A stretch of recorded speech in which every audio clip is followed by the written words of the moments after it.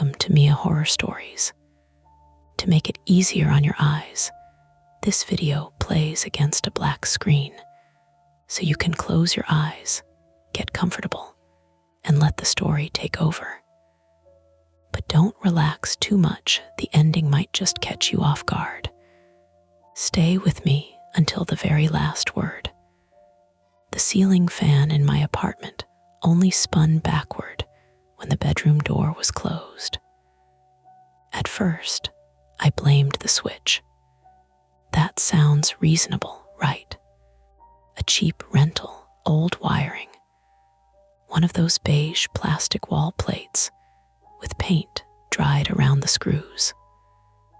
The kind of apartment where the landlord's handyman fixes things by tightening one bolt and calling it character. I had been living there long enough to know that if something acted wrong, it usually had a boring explanation hiding behind it. Water hammer in the pipes, a warped window frame, the upstairs neighbor's subwoofer, the heater ticking like someone tapping a fingernail against the ductwork. But that night, around 11:40, I stood in the hallway with a laundry basket on my hip and watched the fan above my bed slow, shudder, and begin turning the wrong way. Not fast, not dramatic, just backward, one lazy rotation at a time. The pull chain swung under it, clicking softly against the frosted glass dome. Tick, tick, tick, and between those ticks, something came out of the motor housing in a dry, papery whisper. Evan. I almost laughed because it was so faint and so stupidly timed that my brain tried to file it under refrigerator noise, neighbor noise, sleep-deprived person noise. My phone was in my hoodie pocket playing a podcast through one AirPod. Someone on the podcast was talking about zoning laws in Chicago. A truck groaned past outside on North Milwaukee Avenue.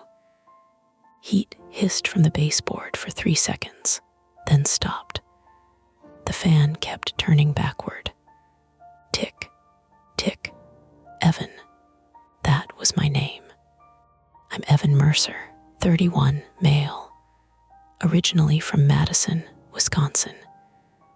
And at the time, I was renting a one-bedroom walk-up in Logan Square, Chicago, in a brick building that looked prettier from the street than it felt from the inside. I worked remotely doing customer operations for a medical billing software company, which meant my life had become a loop of headset calls, Slack messages, reheated coffee, and apologizing to angry clinic managers for bugs I didn't write.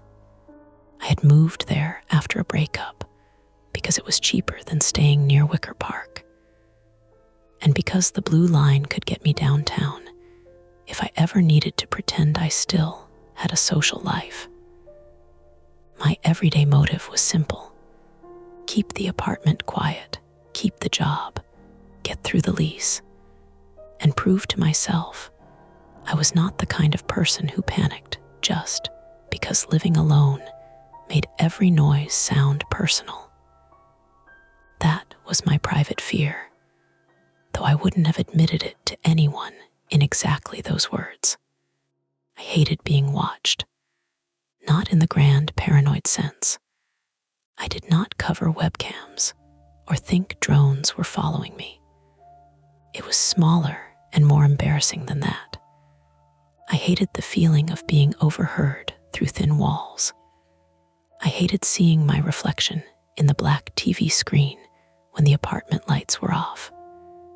I hated that after my breakup, every ordinary domestic sound seemed to arrive without a witness, like if I slipped in the shower or choked on a piece of toast, the apartment would just absorb it.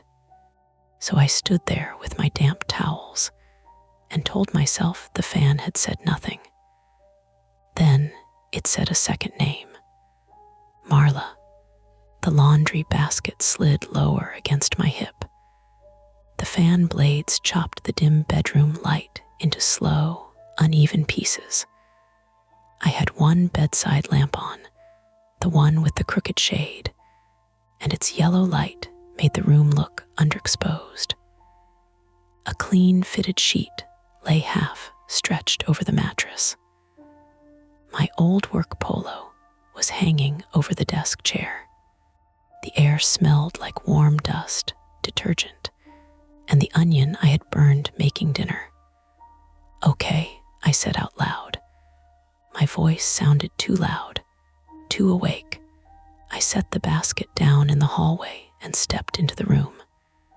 The instant my shoulder passed the doorframe, the fan slowed. For a second, it was just heavy wood blades pushing air the wrong way. Then the motor gave a little electric hum, like a throat clearing. The fan stopped. It hung there motionless. I stood under it with my hand on the pull chain and did what any rational adult would do at nearly midnight in an old Chicago apartment. I pulled the chain once. The light flicked off. "Great," I muttered. I pulled it again. The light came on. The fan didn't move. Again. The fan started forward at low speed, normal direction. The room filled with that familiar low wobble, the barely uneven thrum I had been meaning to report to my landlord for 3 months. It moved air against my face. Normal, boring, physical air. I opened the bedroom door all the way. I closed it. Nothing happened. I turned the fan off and on again. Nothing. I stood there long enough for my own reflection to appear in the dark window over the radiator. Gray hoodie, old gym shorts, one sock, laundry basket behind me like evidence of a life interrupted by something too small to explain. Then my phone buzzed. A text from Lena. "You awake?" Or pretending to be emotionally unavailable Lena Ortiz. 32, female, lived 2 floors below me in the same building, and worked nights on and off as an emergency department nurse at Illinois Masonic. She was from Cicero, loud when she was comfortable, brutally practical when she was not, and the first neighbor I had ever become actual friends with because she once caught me trying to carry an IKEA bookcase up the back stairs alone and said, "Absolutely not. You're going to die in a way that annoys everyone." Since then, she had become my unofficial reality check. If I was spiraling, Lena would find the most direct line through the nonsense and yank me toward it. I stared at her text, then at the fan. I typed. My ceiling fan just said my name. 3 dots appeared, then disappeared, then appeared again. Finally, edible, no carbon monoxide.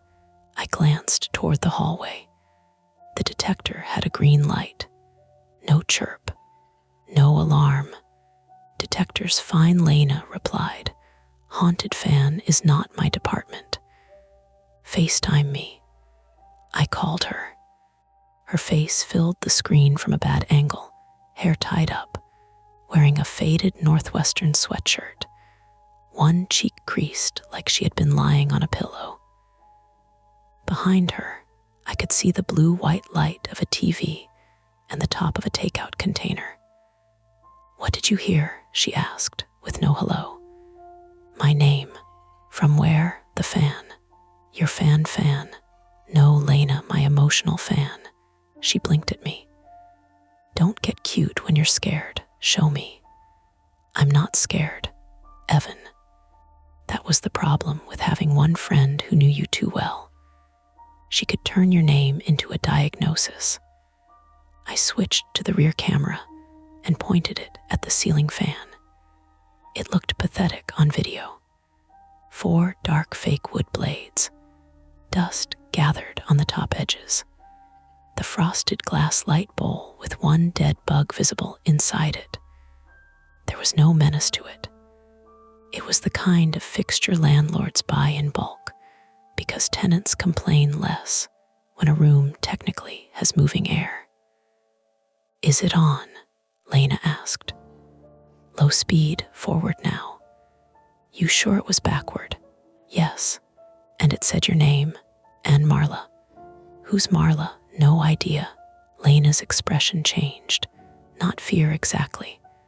More like she had moved the situation from friend being dramatic to friend heard a thing worth investigating. "Could it be your speaker?" she asked. "My AirPod was in. Podcast." "Yeah, but it was about zoning laws." "Maybe there's a Marla in zoning." "It said it like," I stopped. "Like what?" I didn't want to say like someone trying not to wake another person.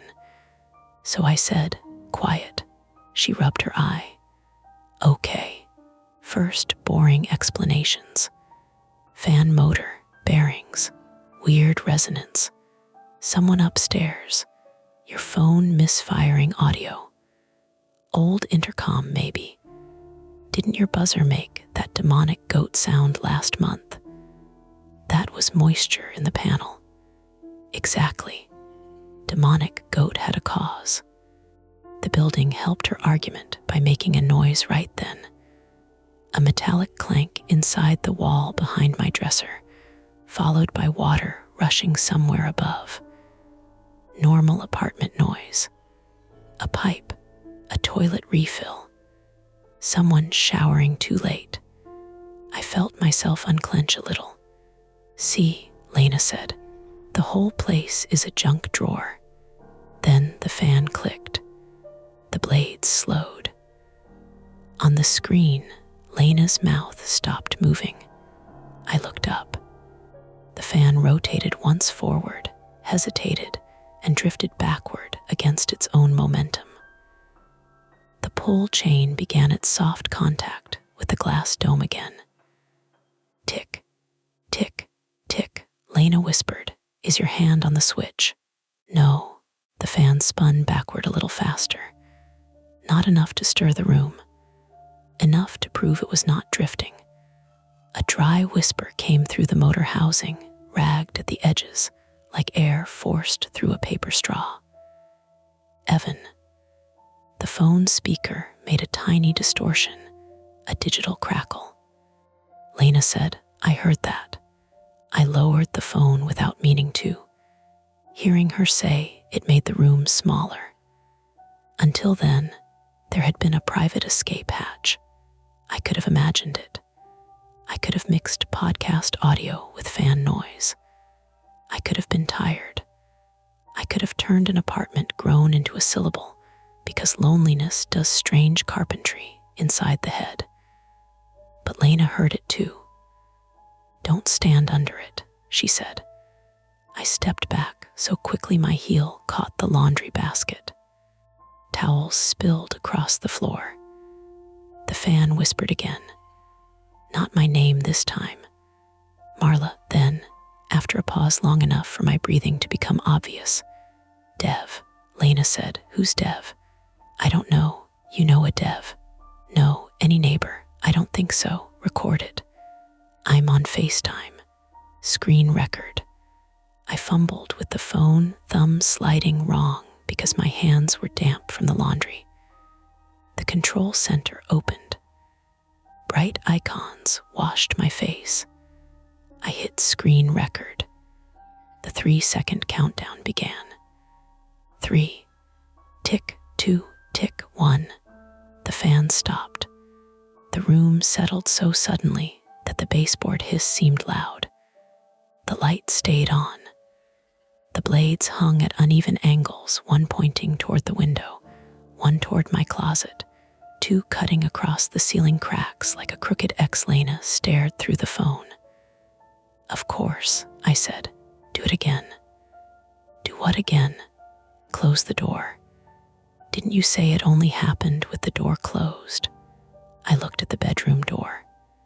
It was half open now, resting against the laundry basket. The hallway beyond it was dim, except for the stove clock glowing green at the far end of the apartment. 11:52. My kitchen sink had 2 bowls in it. A dish towel hung from the oven handle. Everything looked ordinary in that poor, tired way apartments look when nobody is coming over. "No," I said. Lena's eyes narrowed. "No, I mean maybe tomorrow. Evan, there's no reason to keep doing it tonight." "There's absolutely a reason. Either it's explainable and we find it, or it's unsafe and you don't sleep under it." The phrase "sleep under it" landed badly. I looked at my bed. The fan was centered above the lower half of the mattress, over the spot where my knees usually were. I imagined the motor assembly loosening, screws stripping, the whole thing dropping at 3 in the morning with the weight of old metal and spinning blades. A whispering fan was ridiculous. A badly mounted fan was not. That was how people got hurt in ways that sounded fake until someone showed you the urgent care bill. "I can sleep on the couch," I said. "You can also close the door and let me hear it again." I hate when you become reasonable. I hate when men in old buildings ignore electrical problems. I'm not ignoring it. I'm documenting it emotionally. "Close the door, Evan." Before I could answer, someone knocked on my apartment door. 3 quick knocks. Not hard. Neighbor knocks.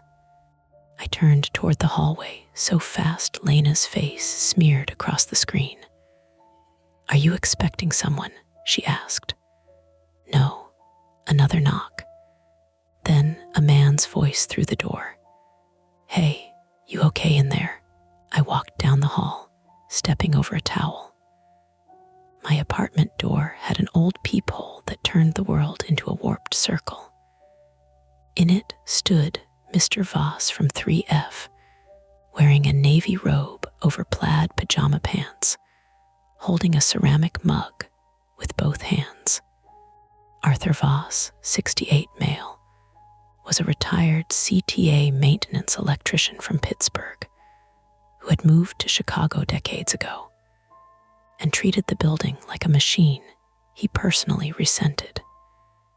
He lived across the hall and slightly to the left, in the unit with the rubber mat that said "wipe your paws," even though he did not own a dog. He was polite in a dry, formal way, the kind of man who labeled his fuse box with a label maker, and once told me the back stair railing had lawsuit geometry. He had helped me reset a tripped breaker during a storm in April, and I had been careful around him ever since because he seemed like the type to remember exactly how many times you borrowed a screwdriver. I opened the door with the chain still on. "Hey, Mr. Voss."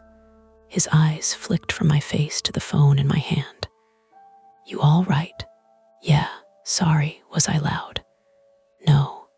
He lifted the mug a little, as if that explained why he was awake. "Heard a vibration through the wall," Lena said from the phone.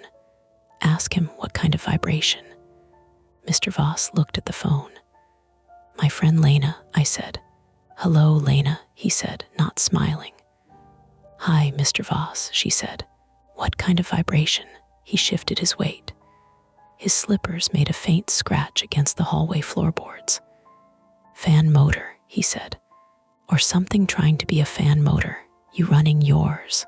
I looked back toward the bedroom, though I couldn't see it from the door. "It was on," I said. "It's off now." He nodded once. "Keep it off." That should have comforted me, because it was exactly the kind of practical instruction Lena had been asking for. Instead, his tone put a thin pressure behind my ribs. "Is something wrong with it?" I asked. "Could be wired wrong." Could be backfeeding off another switch leg. Could be a failing capacitor if it's got one. He paused. Could be somebody been inside the canopy. The canopy, metal cup at the ceiling, covers the box. Lena said, "Can that make voices?" Mr. Voss's expression flattened. Voices. I had the sudden childish urge to lie. It embarrassed me, standing there in one sock with a phone in my hand, and a retired electrician looking at me like I had just tried to diagnose a noise by horoscope. But Lena had heard it. That mattered. It meant I could say the words and not be alone inside them. It sounded like names, I said, twice. 3 names, actually. Mr. Voss did not laugh. He looked past me into the apartment, not curious now. "Lert, what names?" "Mine, Marla, Dev." His fingers tightened around the mug. It was small, almost nothing. But the mug shifted in his hands, ceramic tapping once against his ring. Lena noticed too. I could tell because she went quiet. "You know those names?" I asked. Mr. Voss took half a second too long. "No," he said. Then he added, "Turn the breaker off if you can, not just the wall switch." "I don't know which breaker is the bedroom. Panels in your front closet." "Yeah, I can show you." I looked down at the chain lock, still stretched across the gap. The hallway smelled faintly of old radiator heat and someone's garlic-heavy dinner. Downstairs, a door opened and closed. Pipes ticked behind the plaster. The building was awake in a dozen tiny ways, none of them dramatic enough to explain why Mr. Voss had come to my door before I called anyone, why he asked what names, why he told me to kill the breaker instead of simply saying, "Put in a maintenance request." Lena said softly, "Evan, don't let him in if you don't want to." Mr. Voss heard her. His face changed again, this time with a kind of weary patience. "That's fair," he said. "Leave the chain on. I can talk you through it." That made him seem safer and somehow made the situation worse. Because reasonable people made reasonable offers when something was wrong. I closed the door enough to slide the chain free, then opened it wider. "Just the panel," I said. Stepped inside, careful not to brush against me, and wiped his slippers on the mat, even though he was already in the apartment. The front closet was beside the door, full of coats, a vacuum, and the cardboard box my router came in, because I was the kind of person who kept boxes, just in case. The breaker panel was behind the coats. Mr. Voss moved them aside with 2 fingers and studied the labels. Kitchen, bath, living, bed outlets. He squinted. Bed lights, fan, maybe. Maybe. Landlord handwriting. Lena said, "That tracks." Mr. Voss put his mug on the floor, then flipped one breaker down. From the bedroom, the lamp went out. The apartment changed texture, not pitch black. The hall still had light from the kitchen and the street lamp leaking through the blinds. But the bedroom became a dark square at the end of the hall, and in that square, the fan was only a shape. "Okay," I said. That did it. Then the fan moved. I saw it because the streetlight caught the blade tips. One slow turn, backward, no light, no power, the breaker down. The pull chain clicked against the glass dome. Tick, tick, Lena said, "Nope." Mr. Voss did not speak. The fan whispered from the dark bedroom. "Arthur."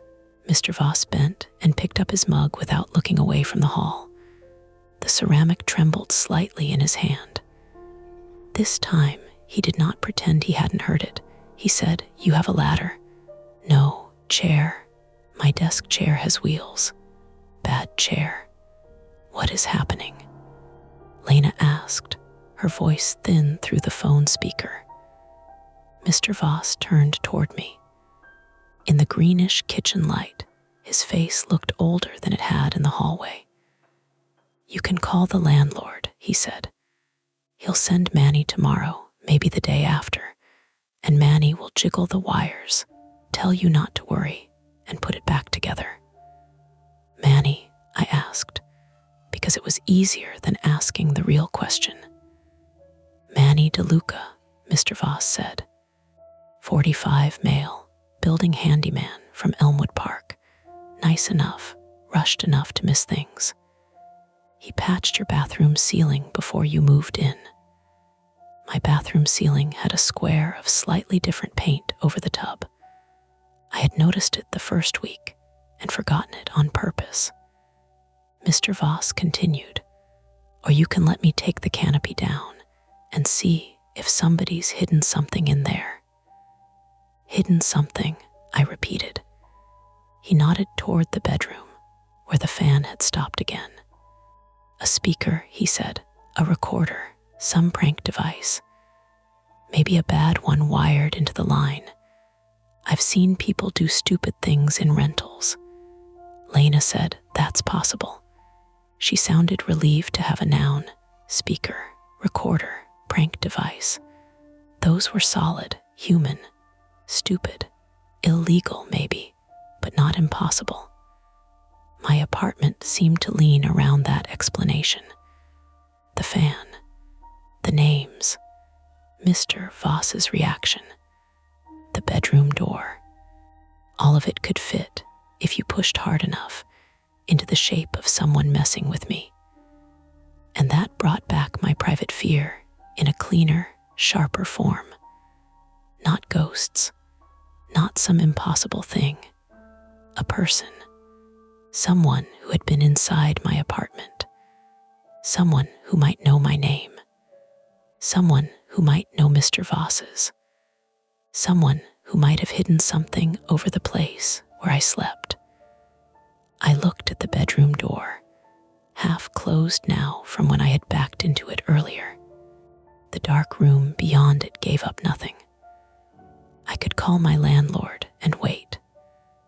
I could call the police and try to explain that a ceiling fan had whispered names, then watch two tired officers decide whether I was drunk, unstable, or wasting their time. I could sleep on Lena's couch and leave the apartment untouched until morning. Or I could let a retired electrician with a trembling mug and a toolbox across the hall open the fan right now. Lena seemed to read my face. Evan, she said, quieter now, whatever you do, keep recording. Mr. Voss stood by the closet with the breaker off, waiting. From the bedroom came one last soft tick, though the fan was still. Just the chain settling, I told myself. Just metal cooling. Just an old apartment making one more ordinary sound. I lifted the phone so the camera faced down the hall. Then I looked at Mr. Voss and said, "Get your tools." Mr. Voss came back with a canvas tool bag, a folding step stool, and the expression of a man who had already decided this was going to become annoying in a legal way. That was the part that scared me most. Not the whisper, not the backward fan. It was how quickly ordinary people began acting like the apartment had crossed from strange into evidence. Lena stayed on FaceTime, her voice tinny through my phone speaker as I propped her up against a stack of mail on the kitchen counter. She had changed positions downstairs. Now she was sitting upright, hair falling out of its tie, one knee tucked under her sweatshirt like she was bracing herself. Mr. Voss set his tool bag on my hallway floor without unzipping it yet. The breaker was still off. My bedroom was still dark except for the streetlight filtering through the blinds and turning the fan blades into dull, flat shapes. "Before anybody touches anything," Lena said, "Evan needs shoes." I looked down. One sock. One bare foot. "Seriously," I said, "you are standing in a possibly electrical problem with laundry on the floor and one bare foot." "Yes, seriously," Mr. Voss nodded. Shoes. That irritated me more than it should have, maybe because they were right, and because fear has this nasty way of turning basic instructions into personal attacks. I stepped over the spilled towels and grabbed my sneakers from beside the couch. The laces were knotted from when I had kicked them off earlier, and my hands moved badly, too stiff, too quick. I fumbled one knot, yanked too hard, and snapped the plastic tip off a lace. "Great," I muttered. Lena said, "Breathe." "I'm breathing." "You're doing that thing where you pretend being annoyed is the same as being fine." Mr. Voss didn't look at either of us. He had crouched by the front closet again, reading the breaker labels through his glasses. "Bedroom breaker is off," he said. "But old buildings get creative. Could be shared neutral, could be mislabeled, could be fans on a different circuit than the light." "The lamp went out," I said. "The lamp went out," he repeated. "That tells us the lamp went out." There was a low, dry click from the bedroom. All three of us stopped. Not a whisper this time, just the pull chain tapping the glass. Tick, then another tick. The fan itself didn't move.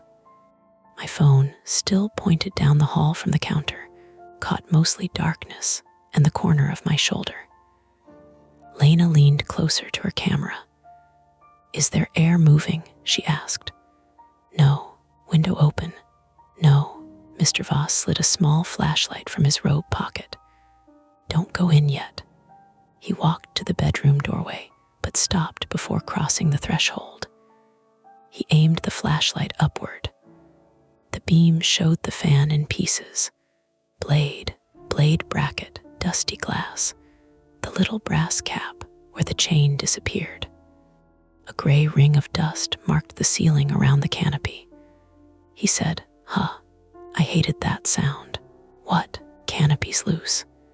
It's always looked like that." "No, look at the paint line."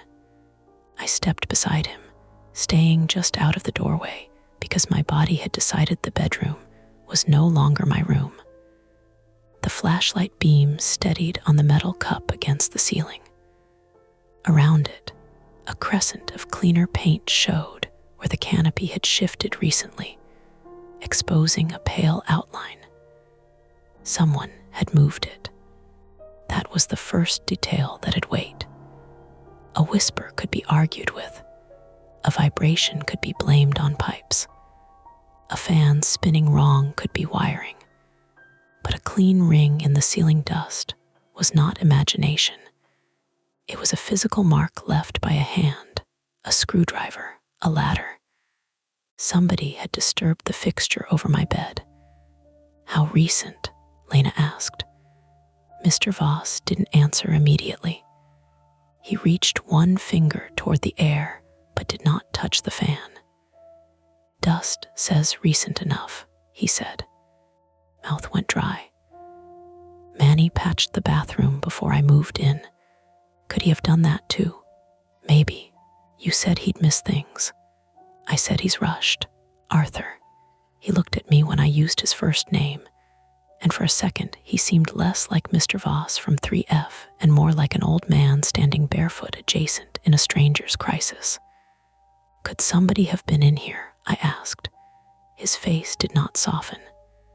"Yes," Lena said. "Okay, that makes this a police thing." "No," Mr. Voss said. She snapped, "Excuse me. I mean not yet. Not before we know what we're calling about." We're calling about possible unauthorized entry and a hidden device. Possible, he said. You call now, you get 2 officers maybe. They look at a fan that stopped moving and a tenant saying it whispered. They tell him to call his landlord. She heard it, I said, pointing at the phone like that helped. Mr. Voss glanced at the screen. I believe you. That doesn't mean they will. Lena's jaw tightened. I work in an ER. You know how many people wait until things are obvious before they ask for help? You know how many building owners destroy evidence before an inspector sees it? Mr. Voss shot back. The apartment seemed to shrink around their voices. I was between them. The phone on the counter. Mr. Voss in the hall. Lena in a glowing rectangle. My bed 10 feet away under a fan that may or may not have contained a hidden device. This was exactly the kind of moment I hated, when people's attention gathered around my space and my choices, when every decision made me more visible. I'm calling the landlord, I said. Lena said, good. Mr. Voss said, put it on speaker. My landlord was technically a company, Barlow Residential, but everyone in the building called the owner Mr. Barlow because his name was on the lease and his voicemail. I found the emergency maintenance number in my email. My thumb hesitated over it. What do I say? The truth, Lena said. Mr. Voss said, say electrical hazard, possible tampering. Fan moving with breaker off. Don't start with whispers. I'm not an idiot. No one said you were. You're all talking like I'm going to ruin the investigation of my fan. Lena's voice softened. Evan. That made me angrier because softness meant she saw through me. I hit call. It rang 5 times before a recorded voice answered. You have reached Barlow Residential Emergency Maintenance. If this is a life-threatening emergency, please hang up and dial 911. For heating emergencies, plumbing emergencies, lockouts, or active leaks, I jabbed 0. The menu ignored me. Mr. Voss whispered, let it finish. I let it finish. Then another recorded voice asked me to describe the issue after the tone. I stared at the dark bedroom. This is Evan Mercer in Unit 3E at 2841 North Spalding, I said.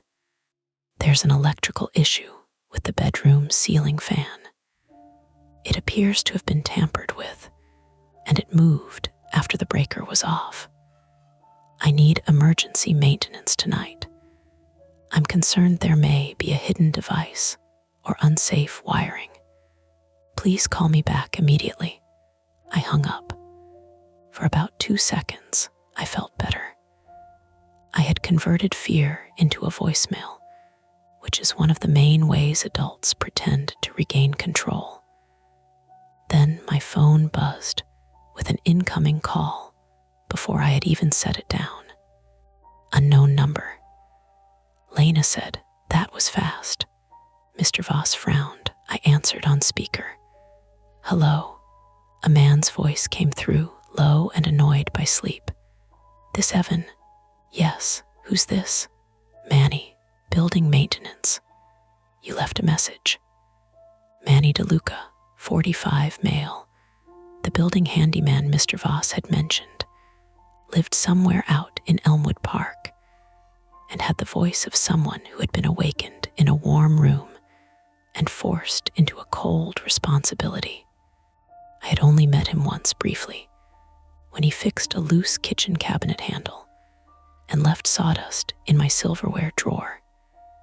He had been friendly enough then, compact and broad-shouldered, with a Cubs cap and a habit of calling every inconvenience one of those things. Yeah, I said, the bedroom ceiling fan is acting wrong. Acting wrong how? It spun backward and made noise. Then Mr. Voss turned off the breaker, and it still moved. There was a pause. "Arthur's in your unit." "Here," Mr. Voss said. Another pause. Smaller, tighter. Manny said, "You shouldn't have tenants touching electrical." "I didn't touch electrical," Mr. Voss said. "I flipped a breaker." "You know what I mean, do I?" Lena mouthed something at her camera. I couldn't tell if it was wow or asshole. Manny exhaled into the phone. "Evan, listen. Don't mess with it. Keep the breaker off. I'll come by tomorrow morning." "No," Lena said. I said, "There may be something hidden in the fan." "What's something?" "A device." "What kind of device?" "I don't know. A speaker, maybe." It was saying names. The line went quiet. There it was again. The way people paused around the names, as if the names were not random, as if they struck some buried pipe inside the building. Manny said, "What names?" I looked at Mr. Voss. He looked at the floor. "Evan," I said. "Marla, Dev, Arthur." Manny's breathing shifted. I could hear him move the phone away from his mouth, then back. "Don't touch it," he said. "We're not." "I mean it. Don't take anything down. Don't open the canopy. Don't let Arthur open it." Mr. Voss stepped closer to the phone. "Why?" "Because you're not licensed anymore. Try again. Because if there's a wiring fault, you could start a fire. Breakers off. You don't know what's feeding what. That's why I want to look. And that's why you don't." Manny's voice had lost its sleepy blur. He sounded awake now. Too awake. Lena said, "Manny, this is Lena Ortiz from 1B. If there's an electrical hazard, someone needs to come tonight." "Who is this?" "His neighbor. This isn't a group project." It became one when the fan whispered a retired electrician's name over FaceTime. "Jesus," Manny muttered. "What's Marla?" I asked. The question came out before I planned it. Manny said nothing. "Not what do you mean? Not who? Nothing." "Manny," I said, "who's Marla?" "I don't know." "You're lying." "Evan, listen to me carefully. Pack a bag. Sleep somewhere else tonight. I'll meet you there at 8. Lena said, "Why should he leave?" "Because he's scared and he shouldn't sleep under a bad fixture." "That is not an answer. It's the answer you're getting."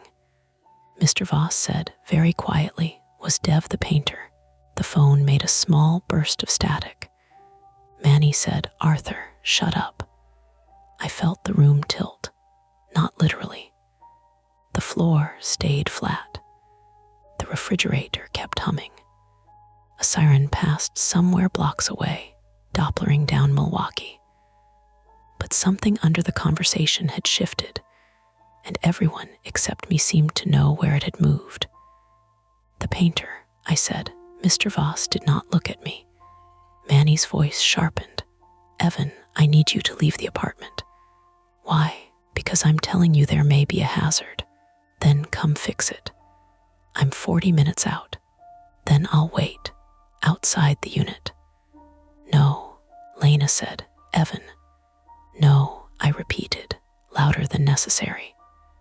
"I'm not walking away from my apartment if someone hid something in my ceiling." There it was, my flaw dressed up as principal.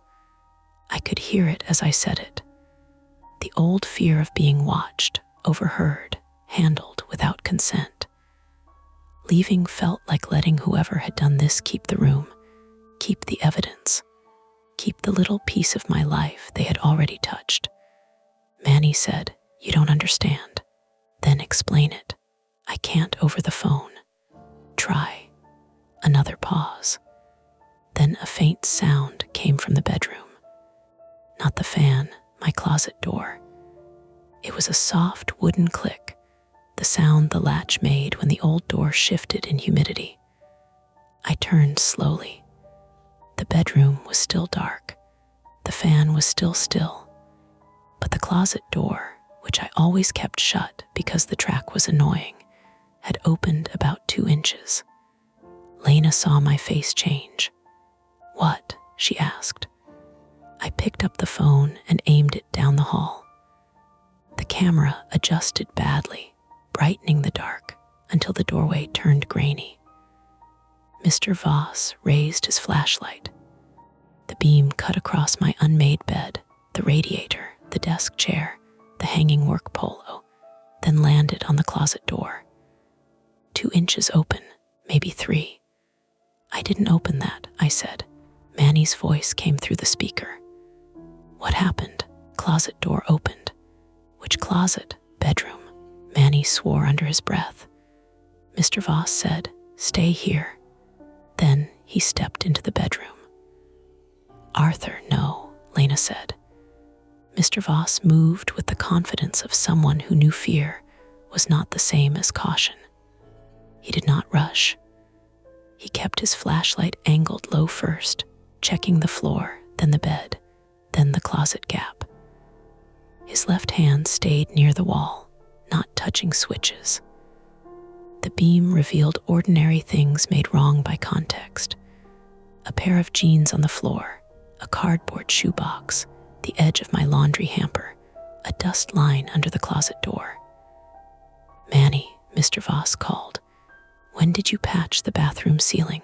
Manny said. "Get out of that room." "When, Arthur?" "When?" "Last October." "That was before Evan moved in," Mr. Voss said. "Who had the unit before him?" Manny didn't answer. Lena said, "I'm calling 911. "No," Manny snapped. "That did it." The word was too fast, too forceful. Not a handyman telling neighbors to avoid embarrassment. A man trying to keep a door closed. Lena disappeared from the FaceTime for half a second, probably switching apps. "Lena," I said, "I'm calling." Manny said, "Do not bring cops into this before I get there." "Then tell us why," I said. Mr. Voss reached the closet. He nudged the door with the flashlight body.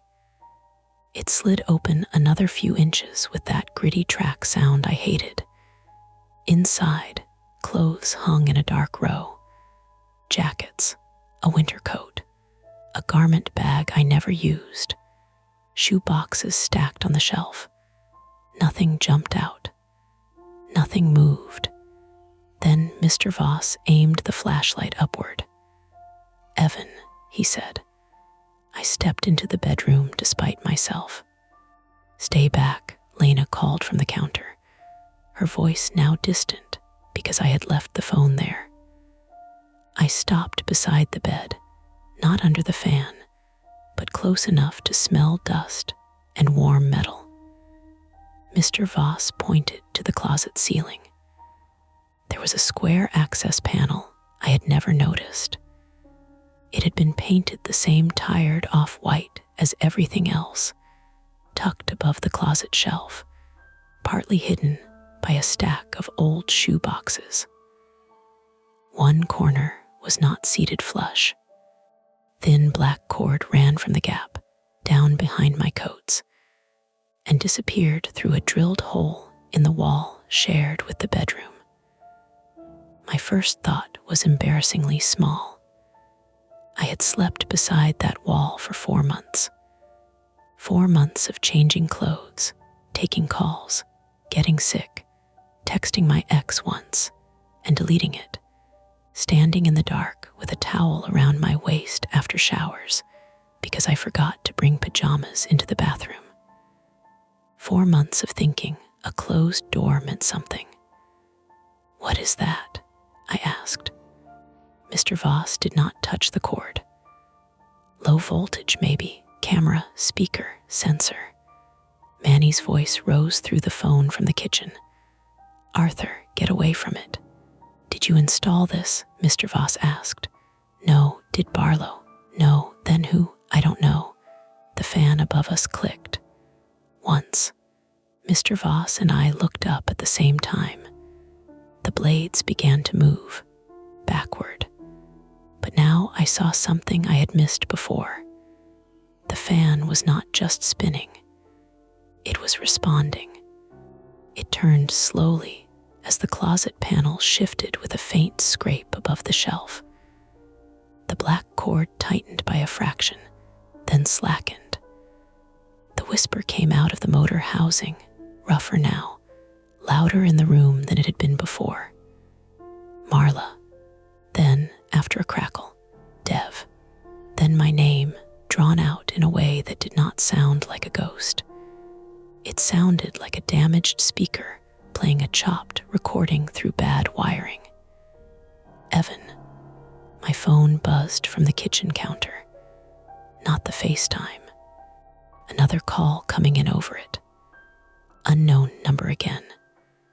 Then the building's front buzzer rang.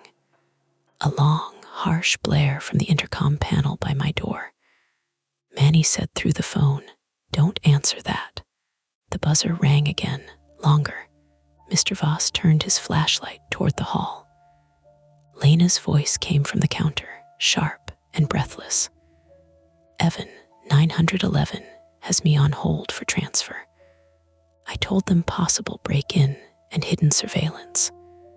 Do not open the door." The buzzer rang a third time. Then someone pounded on my apartment door from the hallway. Not neighbor knocks this time. Hard. The kind made with the side of a fist. A man's voice called through the door. Maintenance. Manny's voice was still on my phone, tinny and frantic. "I'm not there yet," he said. No one moved. The fan spun backward above us.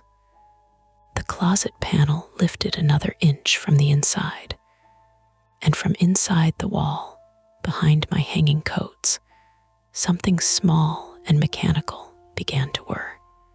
The first mistake we made was letting the person in the hallway know we were afraid. Not with words, with silence. Whoever stood outside my apartment had knocked like they expected the door to open. And when it didn't, when all three of us froze in the bedroom, with the fan whispering overhead and Lena's voice, faint from the kitchen counter, the knocking stopped. That pause told me they were listening. They were measuring the apartment through the door, the same way we were measuring them from inside. The layout mattered then in a way it never had before. My front door opened into a narrow hallway. Immediately to the right was the coat closet with the breaker panel. Straight ahead, the hall ran past the galley kitchen on the left, then opened into the small living room. My bedroom sat at the far end, angled off to the right, with the bathroom between the bedroom and kitchen. The bedroom closet was on the interior wall, shared with the bathroom on one side and Mr. Voss's unit on the other. If someone was in the hallway, they were between us and the only legal exit.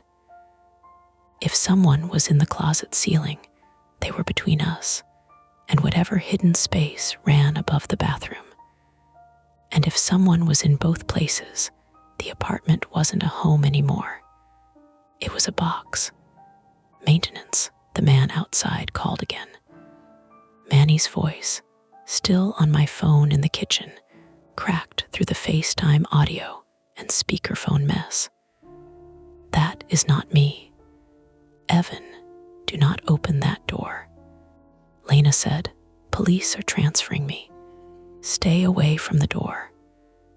Mr. Voss held the flashlight in one hand and the folding step stool in the other, his face turned toward the hallway. "How many people have keys?" "Landlord," I said.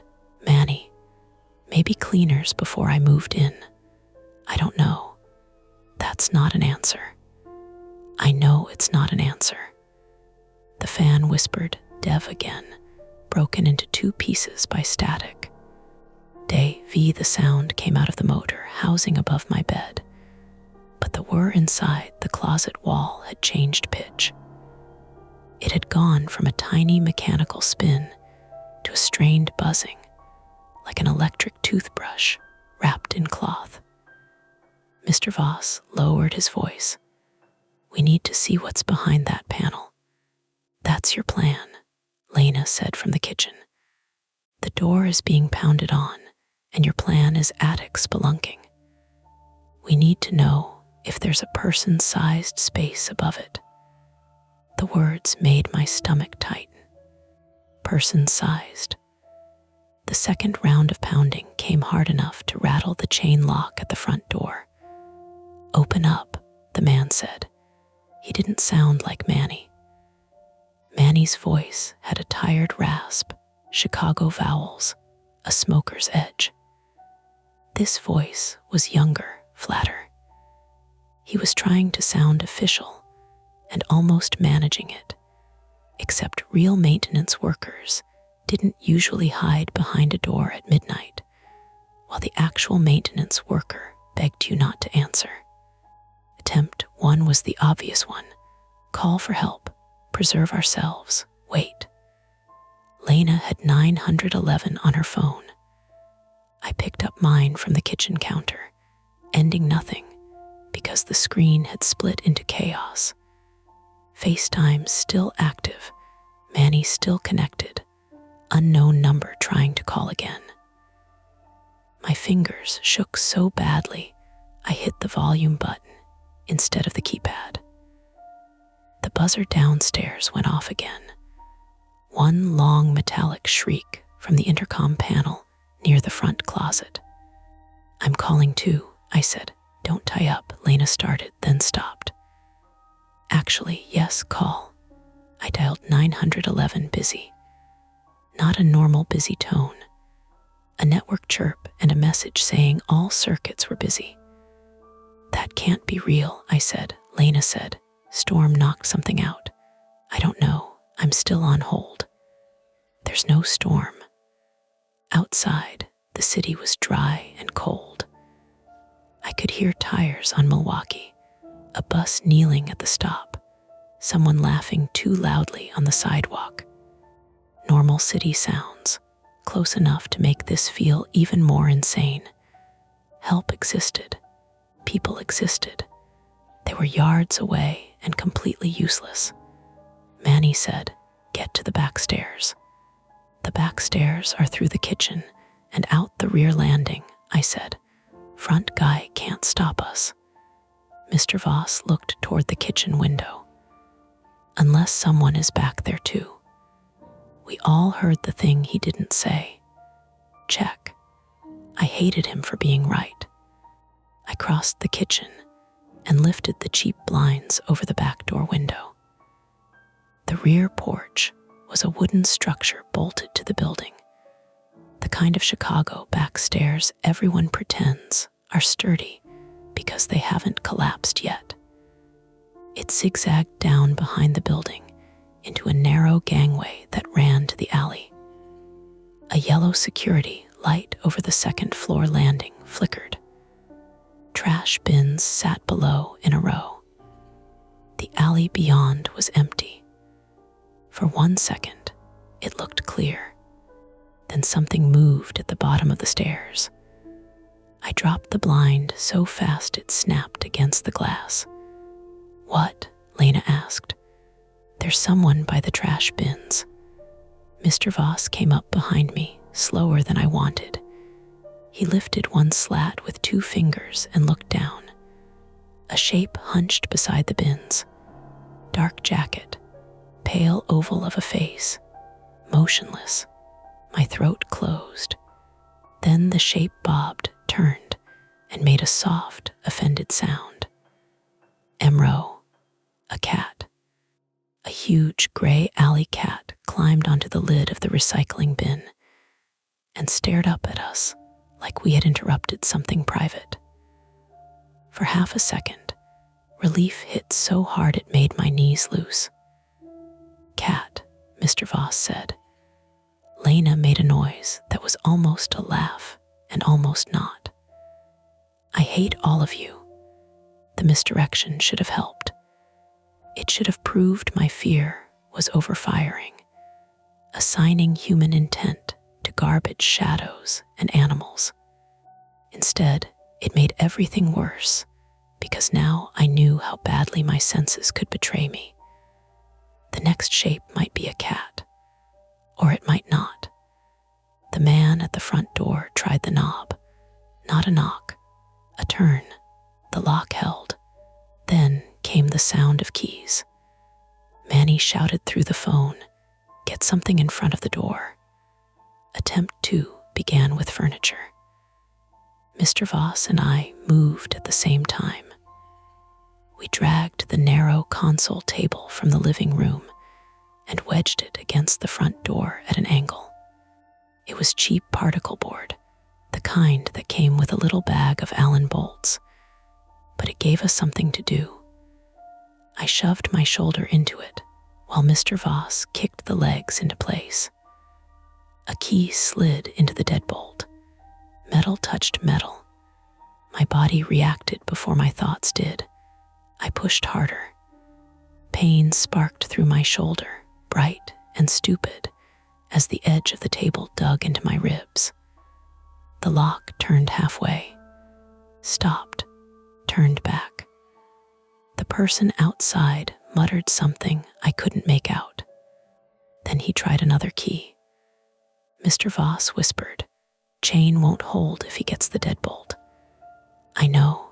Do you have a chair? Living room, bring it."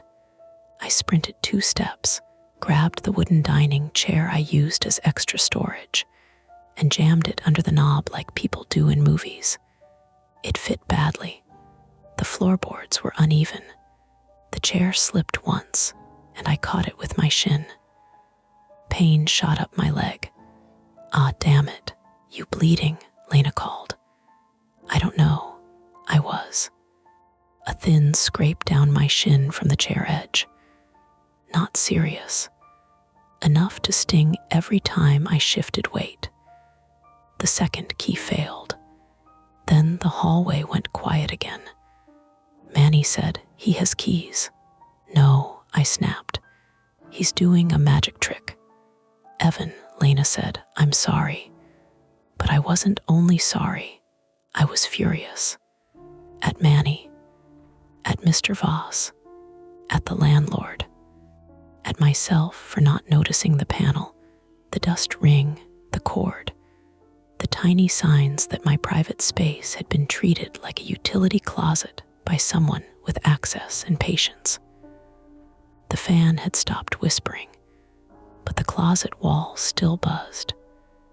Mr. Voss pointed toward the bedroom. "If that device is transmitting, whoever's outside may know exactly where we are." "Then we should leave," Lena said, "backstairs." "Now," Manny said, "Yes, leave." Mr. Voss shook his head. "If we leave, they come in and strip whatever's there." "Evidence is less important than not getting hurt," Lena said. "Evidence is how you prove why you got hurt." That landed hard enough that nobody answered. I looked from the blocked front door to the kitchen's back door. The cat was gone. The rear landing looked empty. The front door was barricaded for now. The apartment gave us maybe a minute, so we tried the closet, not because it was brave, because it was the only thing inside the apartment that might explain why someone outside wanted in. Mr. Voss set the folding stool under the bedroom closet. I held the flashlight. My beam shook over the clothes, the shelf, the access panel with its corner lifted like a fingernail. The black cord disappeared into the wall through a hole drilled too neatly to be accidental. "Don't touch the cord," Mr. Voss said. "I wasn't planning to lick it."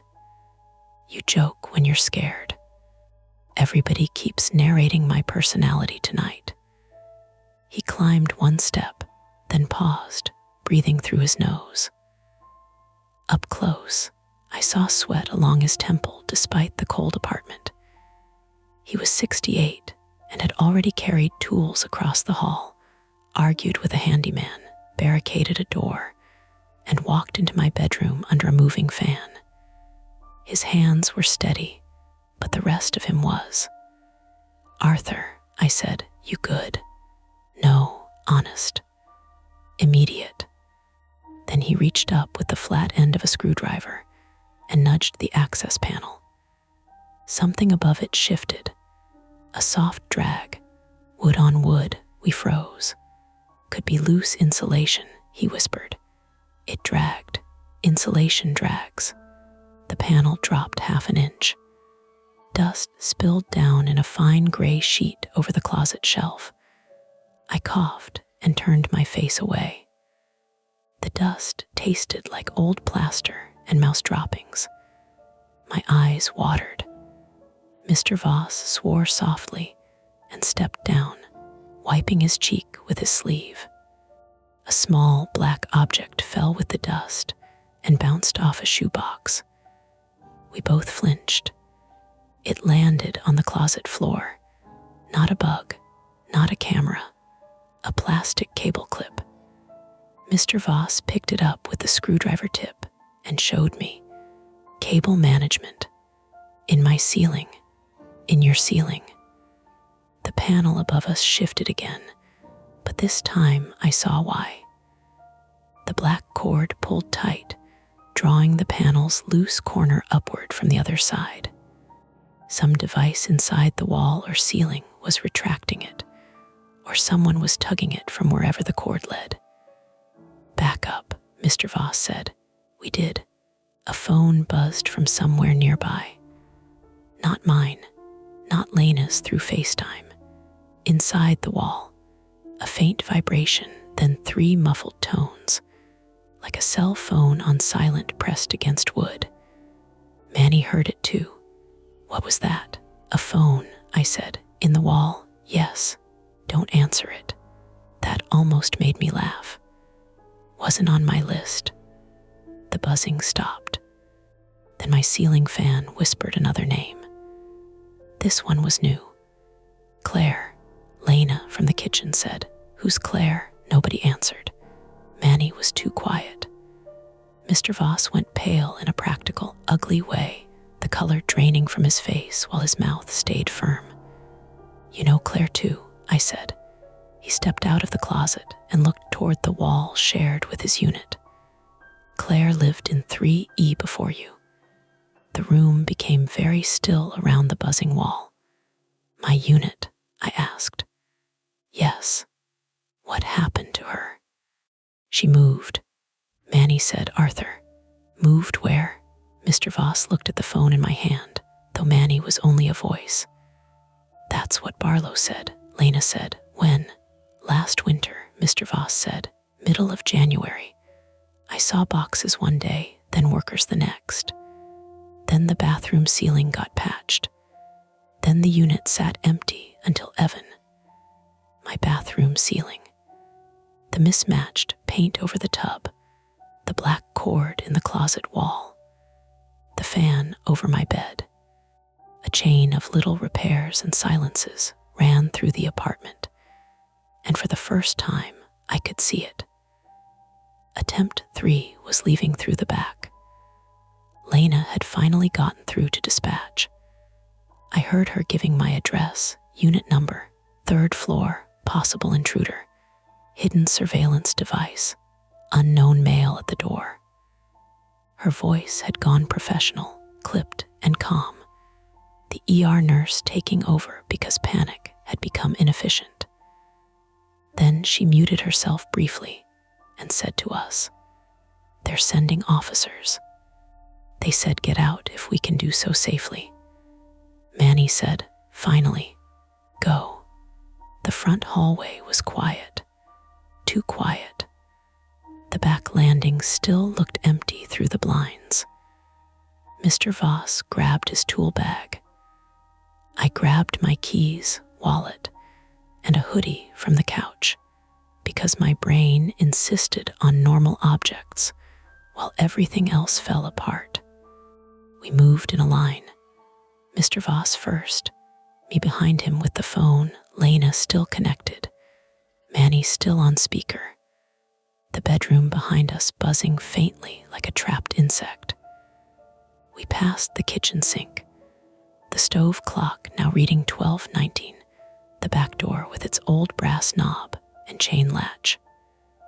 Mr. Voss opened the back door slowly. Cold air came in, smelling like wet wood, trash bins, and distant fryer oil from the late-night place around the corner. The rear porch light flickered again. The stairs went down one flight to the second-floor landing, then another to the first, then the gangway. Clear. Mr. Voss stepped out. The porch board under his right foot cracked, not broke through, cracked. He grabbed the railing, and I caught the back of his robe with one hand before thinking. His tool bag swung and hit my knee. "Careful," he hissed. I looked down. The board had split lengthwise, showing dark rot inside. Not fresh, not sabotage in the dramatic sense. Just neglect, water, winter, landlord economics. A grounded danger, boring enough to kill you. "We can still go," I said. He tested the next board. It flexed. Below us, the second-floor landing light went out. The whole back stairwell dropped into shadow except for light from my kitchen and the alley glow. Then, from below, someone coughed. Not a cat. A human cough, wet and close, from the second-floor landing or the stairs beneath it. Mr. Voss backed into me. We retreated into the kitchen and locked the back door. The cough came again, then footsteps on the wood stairs. Slow, coming up. Lena said, front and back, there at both. My apartment was no longer just watched. It was contained. Manny whispered, "Listen to me. There's a fire escape from Arthur's bedroom window to the rear roof of the storefront next door." Mr. Voss snapped. "How do you know that?" "I've done repairs."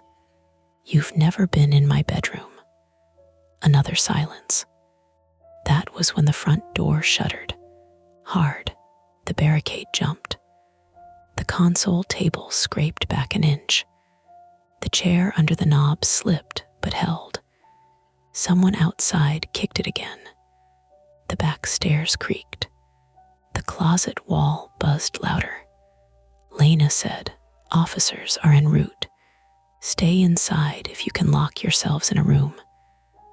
"There is no room," I said, but there was one direction left. Mr. Voss's apartment, across the hall. If we could get through my front door before whoever was outside got through it first, we could reach F. His unit had another layout, another lock. Maybe the fire escape Manny had no business knowing about. It was insane. It meant moving toward the man with keys, but staying meant waiting for both sides to close. Mr. Voss looked at me. I looked at the barricade. The next kick cracked one leg of the console table. A screw popped loose and skittered across the floor. The fan in the bedroom started spinning again, fast enough now that air pushed down the hallway and stirred the towels still scattered there. Through the motor housing, the damaged voice whispered all the names in a broken loop. Marla, Dev, Claire, Arthur, Evan. Then a new sound came from above the bedroom closet. A human voice, muffled but real, not from the fan. "Pull it," someone said. The access panel slammed fully open. Dust burst into the bedroom, and a section of my closet ceiling sagged downward, cords stretching tight behind it. Mr. Voss grabbed my arm. "Now," he said. The front door kicked inward another inch, chain straining, chair screaming against the floor. The back stairs groaned under someone's weight. There was no more waiting for police. No more preserving the scene. No more pretending the apartment was shelter. We yanked the chair away, shoved the broken console table aside, and reached for the deadbolt. Whatever was in the apartment with us, whoever was outside it, and whatever had been hidden above my bedroom were all moving at once. Opening the front door was no longer a choice. It was the only direction left. The deadbolt stuck. Of course it did. The apartment was coming apart around us in small, practical failures. Cheap furniture cracking, old wiring buzzing, rotten porch boards flexing in the dark. And the one thing I needed to work smoothly chose that moment to drag against the frame like it had rusted there overnight. "Turn it harder," Mr. Voss said. "I am. Lift the door." "What?" "Lift while you turn." Behind us, the bedroom closet ceiling groaned. Not a ghost sound. Not a haunted house moan. Wood under pressure. Screws pulling through old plaster. Something above the closet was being forced open, and the cords behind my clothes were stretching tight enough to hum. The man outside kicked again. The chain snapped first. It made a flat metallic pop, not loud, not cinematic, just final. The door lurched inward an inch before the broken console table caught it. A rectangle of hallway light cut across my floor, and through it I saw the toe of a black work boot. "Evan," Lena shouted from the phone on the kitchen counter. Her voice sounded far away now, underwater. Mr. Voss shoved his shoulder into the door. He was breathing hard, his old robe twisted around him, one slipper half off. The deadbolt finally turned under my hand. "On 3, he said. "We're opening it. We're hitting him with it." That was the whole plan. No weapon. No heroic angle. Just 2 frightened men in a bad apartment using a door as a blunt object. The boot outside shifted. "Open the door," the man said. Mr. Voss counted. 1. From the bedroom, the ceiling fan spun faster, chopping air down the hallway. 2. The closet panel slammed against the wall. 3. I yanked the chair away. Mr. Voss pulled the console table sideways with a strength that looked like it cost him something. I unlocked the knob and threw my weight into the door. It opened into resistance. A man grunted. The door caught him in the shoulder and face, driving him back against the hallway wall. He was younger than Manny, maybe late 20s or early 30s, male, white, with a shaved head, a gray zip hoodie under a black work jacket, and a bleeding split across his lower lip where the edge of the door had hit him. He had a ring of keys in one hand and a short pry bar in the other. Not maintenance, not police, just a man with access. Mr. Voss swung the tool bag. It hit the man's forearm. The pry bar clanged against the floorboards. The man swore, grabbed for Mr. Voss, and I shoved with both hands because my body had run out of cleverness. We all stumbled into the hallway. The building corridor was narrow, old carpet runner down the middle, plaster walls painted landlord beige, 3 doors on our floor, my 3E, Mr. Voss's 3F across and left, and the stairwell door at the far end leading down to the street. The overhead bulb flickered in its glass shade. Someone downstairs yelled, "What the hell?" The man lunged for the pry bar. I kicked it. My scraped shin exploded with pain when my foot hit metal wrong, but the pry bar skidded down the hall toward Mr. Voss's doormat. "Move," Mr. Voss gasped. We ran for 3 F3 steps, maybe 4. The man caught my hoodie from behind. The collar jerked tight against my throat. I went backward, choking, grabbing at fabric. My heel slipped on the hall runner. I hit the wall with my shoulder, hard enough to send a dull shock down my arm.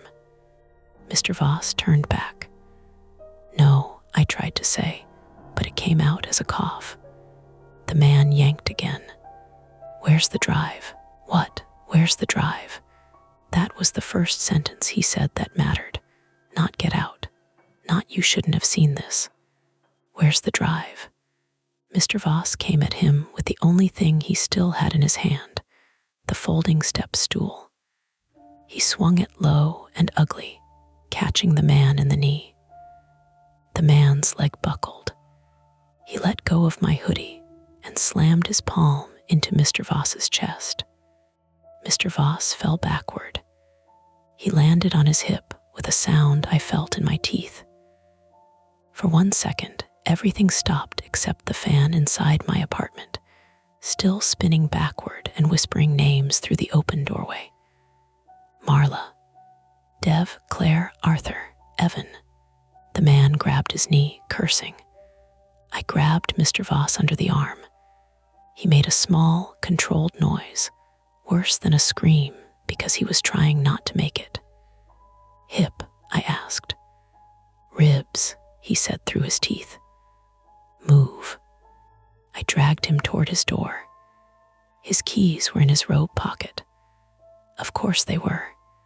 His hands were shaking too badly to fish them out. I shoved my hand into the pocket, found metal, dropped them once, picked them up while the man in the hallway pushed himself upright. "Evan," Lena's voice echoed from my apartment. "Police are coming." "Evan," the key missed the lock, then missed again. The man took one limping step toward us. Mr. Voss pressed his palm against the wall and whispered, "Brass one." "There are 6 brass ones." Square head, I found it. The lock opened. We fell into 3F and slammed the door. Mr. Voss threw the deadbolt. I locked the chain. Then I backed away, expecting the man to hit it immediately. He didn't. That was worse. Mr. Voss's apartment smelled like dust, coffee grounds, and old paper. It was the mirror image of mine, but neater. The kind of place where everything had a place because the person living there didn't trust the world to stay put otherwise. Living room straight ahead. Small kitchen to the right. Bedroom at the back, facing the same rear porch. On the walls were framed CTA route maps and one black and white photograph of a younger Mr. Voss standing beside a train car with 3 other men. He leaned against the door, one hand pressed to his side. "You need an ambulance," I said. "Later. Arthur, later." The hallway outside remained quiet. Then my phone, still abandoned in 3E, began ringing through the apartment wall. Maybe it was the wall device. Or maybe my brain had started folding sounds together because I was exhausted and hurt and too full of adrenaline to trust anything. Mr. Voss pointed toward his bedroom. "Window," he said. "Fire escape." Manny said. I heard what Manny said. "You said he shouldn't know." He shouldn't. We moved through his apartment. Mr. Voss limped now, one hand on furniture, breath coming in short pulls. I kept expecting the door behind us to burst open. It didn't. From my apartment next door came a crash. Then Lena screamed my name through the phone speaker, distorted by distance. I stopped. Mr. Voss grabbed my wrist. "No, she's still connected. She can hear. She's downstairs. She's safer than we are. My phone has the recording. So does whatever is in your ceiling." The bedroom window in 3F looked out over the rear porch and the alley. Manny had been half right.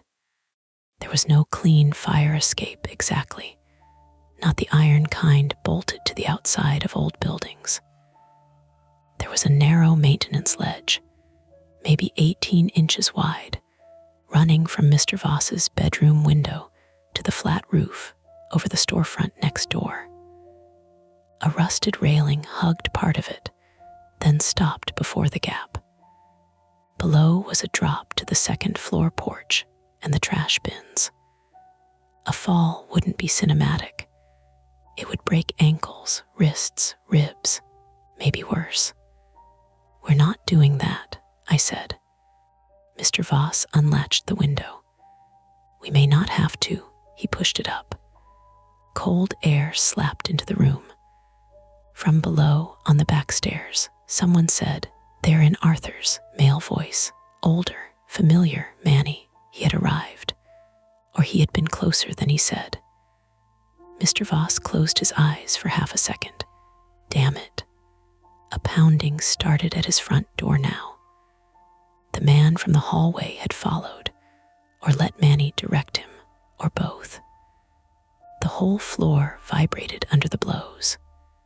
Mr. Voss looked at me, and in his face, I saw the cost before he said it. "We need to make them choose." "What does that mean? Front door or back window? They can't cover both if we force noise both ways. That is not a plan. That is a panic attack with geometry." "Good, use it." He shoved the window higher and looked down. "Manny," the back stairs went quiet. Mr. Voss leaned out just enough to be heard. "I know about Claire." A pause. Then Manny's voice from below, rough and close. "You don't know anything. I know enough. You should have stayed out of it. You should have kept your cousin out of the building." Cousin, the man at the door. Another piece clicked. I stood behind Mr. Voss, looking through the open bedroom door toward his living room, waiting for the front lock to give. Manny said, "That drive belongs to us." Mr. Voss's eyes flicked toward me. There it was again. "Drive. Where is it?" I whispered. He shook his head once, tiny. "Not now." Manny continued. "Claire took something she shouldn't have. Dev helped her." Marla started asking questions.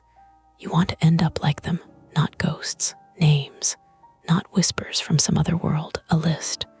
People who had crossed whatever Manny and his cousin were trying to protect." Mr. Voss shouted, "Police are on the way." Manny laughed once. "Police take reports. Landlords clean units." The pounding at the front door stopped. A new sound replaced it. Metal scratching at the lock. Mr. Voss turned from the window. "Closet." "What?" "My hall closet, top shelf." "Red coffee can." I stared. "The drive." "Move." We ran back through his bedroom into the hall. His apartment felt tighter now, every corner a place someone might appear. The front door chain jumped as something pressed against it from outside. I opened the hall closet. Coats, umbrella, tools, a vacuum hose, top shelf, red coffee can. My hands closed around it just as the front door cracked inward.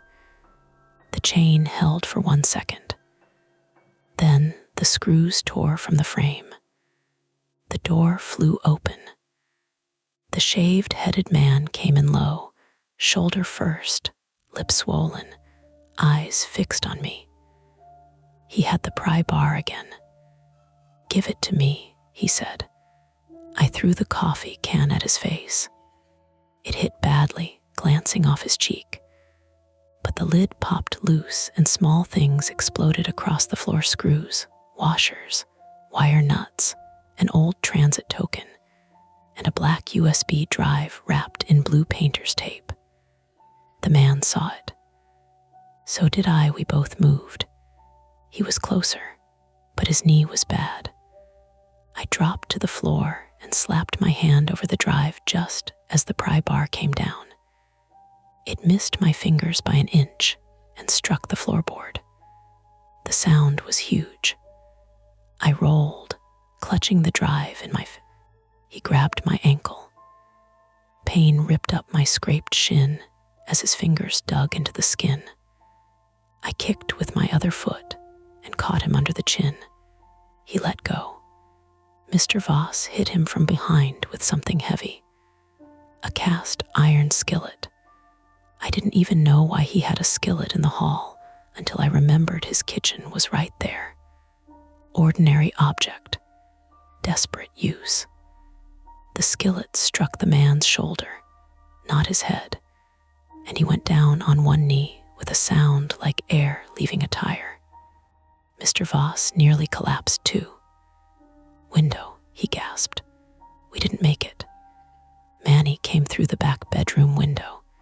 He must have climbed from the rear stairs onto the ledge. He came in awkwardly, one leg first, then shoulder, breathing hard, wearing jeans, work boots, and a brown jacket over a thermal shirt. Manny DeLuca in person looked worse than I remembered, older, unshaven, eyes red from cold and fear. In his right hand was a utility knife with the blade extended. Not a gun. Somehow that made it more real. Knives are tools. Every handyman has one. "Drop it," he said. I backed into the living room wall, USB drive clenched so hard the plastic edge cut into my palm. Mr. Voss stood between Manny and me as much as he could, but he was bent sideways, one arm clamped to his ribs. "Manny," he said, "it's over." "No," Manny said, "it's a file. Files disappear." Claire did. Manny's face twitched. There was pain there, not enough to make him innocent, enough to make him dangerous. "She was leaving," he said. "She had no right to take cameras from the building." "Cameras," I said. He looked at me like he had forgotten I was the person living under all of this. Barlow wanted to know who was subletting, who had pets, who was bringing people in, who was stealing packages. It started small. Lena's voice came faintly through the wall from my abandoned phone, still screaming for updates. Manny glanced toward the sound. I saw the moment he realized it might still be recording. His expression changed. He moved toward me, fast. Mr. Voss stepped into him. Manny shoved him aside with his forearm, not even hard, but Mr. Voss's injured body couldn't take it. He hit the edge of the coffee table and went down. I ran for the front door because the back window had Manny and the cousin was in the hall. Bad choice. Only choice. The cousin lunged from the floor.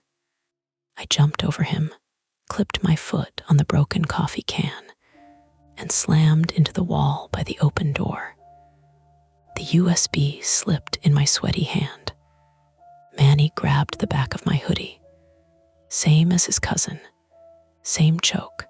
Something in me snapped cleanly. Not brave, not smart, just done. I twisted out of the hoodie, leaving it in his hand, and stumbled shirt first into the hallway. Cold air hit my arms. The overhead bulb flickered. The pry bar lay near the runner. I grabbed it. Manny came through the doorway with the utility knife. He stopped when he saw the pry bar. We stood 10 feet apart in the hall between 3E and 3F, my apartment, door hung open behind him. Inside, my ceiling fan still spun backward, pushing air and names into the hallway. Marla, Dev, Claire, Arthur, Evan. The names were louder now because the bedroom closet ceiling had opened fully, exposing whatever speaker and wiring had been hidden above it. The fan was broadcasting from the device, not whispering by magic, and every damaged syllable scraped through the hall like evidence refusing to stay buried. Downstairs, someone shouted, "Police." I didn't know if it was true. Manny didn't either. His eyes darted toward the stairwell. That half-second saved me. Mr. Voss, from the floor inside 3F, kicked the apartment door with both feet. The door swung hard into Manny's back. He stumbled forward. I raised the pry bar, but I couldn't swing it at his head. Even then, even with the knife, even with everything. So I swung at his hand. The metal struck his wrist. Manny screamed and dropped the utility knife. It skittered across the hall and vanished under the runner edge. He crashed into me anyway. We hit the wall, then the floor. My elbow struck wood. My teeth clicked together. The USB drive flew from my hand. It landed near the open doorway of my apartment, near the threshold, near the man with the bad knee. The cousin crawled for it. Lena appeared on the stairwell. For a second, my brain rejected her. She was supposed to be downstairs, on the phone, safe. Instead, she came up the last steps in sneakers and pajama pants under her coat, face pale, phone in one hand, a small red fire extinguisher from the second floor landing in the other. Lena Ortiz did not make a speech. She pulled the pin and blasted the cousin in the face. White powder filled the hallway, yelled and rolled away from the USB, clawing at his eyes. The extinguisher cloud swallowed the corridor, dry and chemical, coating my tongue and throat. I coughed hard enough to gag. Manny cursed under me, trying to get up with one hand pressed to his injured wrist. Drive, Lena yelled. I crawled. My palm found the USB by touch. Then Manny grabbed my shirt. Lena swung the extinguisher. It hit Manny in the shoulder with a hollow metal thunk. Not enough to knock him out. Enough to make him let go. Move, she shouted. We dragged Mr. Voss out of 3F together, Lena under one arm, me under the other. He was conscious, but gray, breathing shallowly. Behind us, the cousin was coughing and blind from extinguisher powder. Manny was on his knees, one wrist hanging wrong, face twisted with pain and rage. The stairwell door opened below. Real police this time. 2 uniformed officers came up fast, radios barking, one shouting, "Hands. Let me see hands." The relief was not clean. It didn't wash over me. It collided with everything else, pain, powder, cold, fear, and turned into shaking so violent, I nearly dropped the USB again. Manny raised his good hand. His cousin did not. He tried to stand. The officer drew his taser and screamed again. That did it. The cousin dropped. Lena lowered the extinguisher like she had forgotten she was holding it. Mr. Voss whispered my ribs. "I know," she said, her nurse voice back now, tight and immediate. "Don't talk." Inside my apartment, the ceiling fan finally slowed. The backward spin became uneven, wobbling around its center.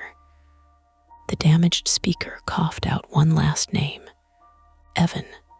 Then the motor housing sparked. A bright white snap. The smell hit instantly hot plastic, scorched dust. "Fire," I said. One officer pushed past us toward 3E, the other kept Manny and his cousin on the floor. Lena grabbed my arm. Out now. But the out. This time I listened. We got Mr. Voss down one flight before the smoke alarm in my apartment began to shriek. The sound followed us into the stairwell, sharp and mechanical, drowning out the fan, the radios, Manny's swearing, my own breath. On the second floor landing, I looked back up through the powder haze. My apartment door stood open. The bedroom beyond was dark except for the sweep of a flashlight and the twitching shadow of the fan as it died. The conflict ended there, technically. Police in the hall. Manny and his cousin on the floor. The USB drive in Lena's hand because she had taken it from me when my fingers wouldn't unclench. Mr. Voss alive, though hurt. Me standing in one shoe and a torn t-shirt, coughing extinguisher dust, my shin bleeding through my sock, my shoulder throbbing where the wall had caught me. No ghosts. No impossible thing. Just men with keys, hidden cameras, old building spaces, bad wiring, and enough confidence in other people's silence to turn my ceiling fan into a mouth. But when the smoke alarm paused between shrieks, when the stairwell took one quick breath before the next electronic scream, I heard it again. Not from the fan, from inside the wall beside the landing. A faint phone vibration, 3 muffled tones, then nothing. By the time the ambulance arrived, my apartment had gone quiet in a way that felt staged. No fan, no whisper, no buzzing wall, just the sharp, ordinary sounds of aftermath. Radios crackling, boots on stair treads, someone coughing into their sleeve, a smoke alarm chirping weakly after an officer yanked it from its bracket and carried it out like a dead bird. I sat on the second floor landing with my back against the wall, one knee bent, one leg stretched in front of me because my scraped shin burned when fabric touched it. My hoodie was gone. My t-shirt had torn at the collar. White powder from the fire extinguisher clung to my hair and eyebrows, so whenever I blinked, little grains fell onto my cheeks. Lena crouched in front of me, shining her phone light into my eyes. Follow my finger. I'm not concussed. Follow my finger. I know my birthday. Great, your birthday can follow my finger too, so I followed it. Left, right, up, down. Lena Ortiz, 32 female, was still wearing pajama pants under her coat and one sneaker that had come untied. She had a scrape across the heel of her hand from where she'd caught herself on the stairwell railing. She ignored it completely, which was exactly like her. The more frightened she was, the more useful she became, and I could see the fear only in the little delay before she answered me, like every sentence had to pass through a locked door first. Arthur, I asked, talking to the paramedics. Talking or arguing, both. That sounded right. On the landing below, 2 EMTs had Mr. Voss sitting on a stair chair with a blanket over his shoulders. Arthur Voss, 68, male, retired CTA maintenance electrician, and apparently the kind of man who hid criminal evidence in a coffee, can for months, instead of telling anyone, was pale and furious. One EMT kept telling him not to move. He kept trying to point back upstairs. They need to shut off the whole 3rd floor feed, he said. Sir, please keep still. The fan arced. If that circuit S-tied into a hidden transformer, sir. I was a maintenance electrician for 38 years. And tonight you're a patient. That shut him up for maybe 4 seconds. Manny DeLuca and his cousin were already gone by then, taken down the front stairs in cuffs, while neighbors watched through cracked doors. Manny's cousin had given his name as Ryan DeLuca, 29 male, from Oak Park. The one officer said it like he didn't trust a word of it. Ryan's face was streaked with extinguisher powder, his eyes red and streaming.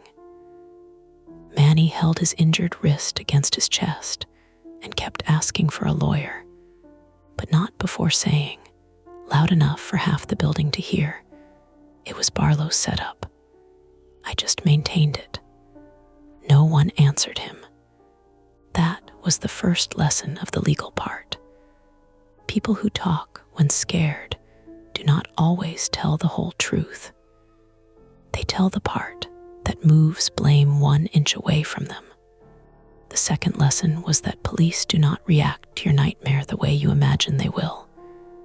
They do not gather around and say, "That must have been terrifying." They ask for spelling. They ask times. They ask who touched what. They separate everyone, even people who saved each other, because stories get muddy when frightened people stand too close.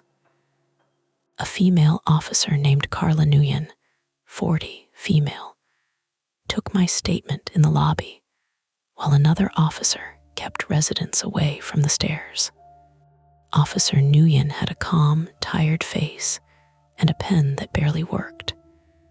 She asked me to start before the first knock, so I told her, the fans spinning backward, the names, Lena hearing it over FaceTime, Mr. Voss turning off the breaker, Manny calling, the closet panel, the black cord, the man at the door, the back stairs, Claire's name, the red coffee can, the USB drive, the spark. Saying it out loud made it sound less impossible and more disgusting. Not haunted, infested, was the word that stayed with me. My apartment had been infested with someone else's intentions. Officer Nguyen wrote without changing expression.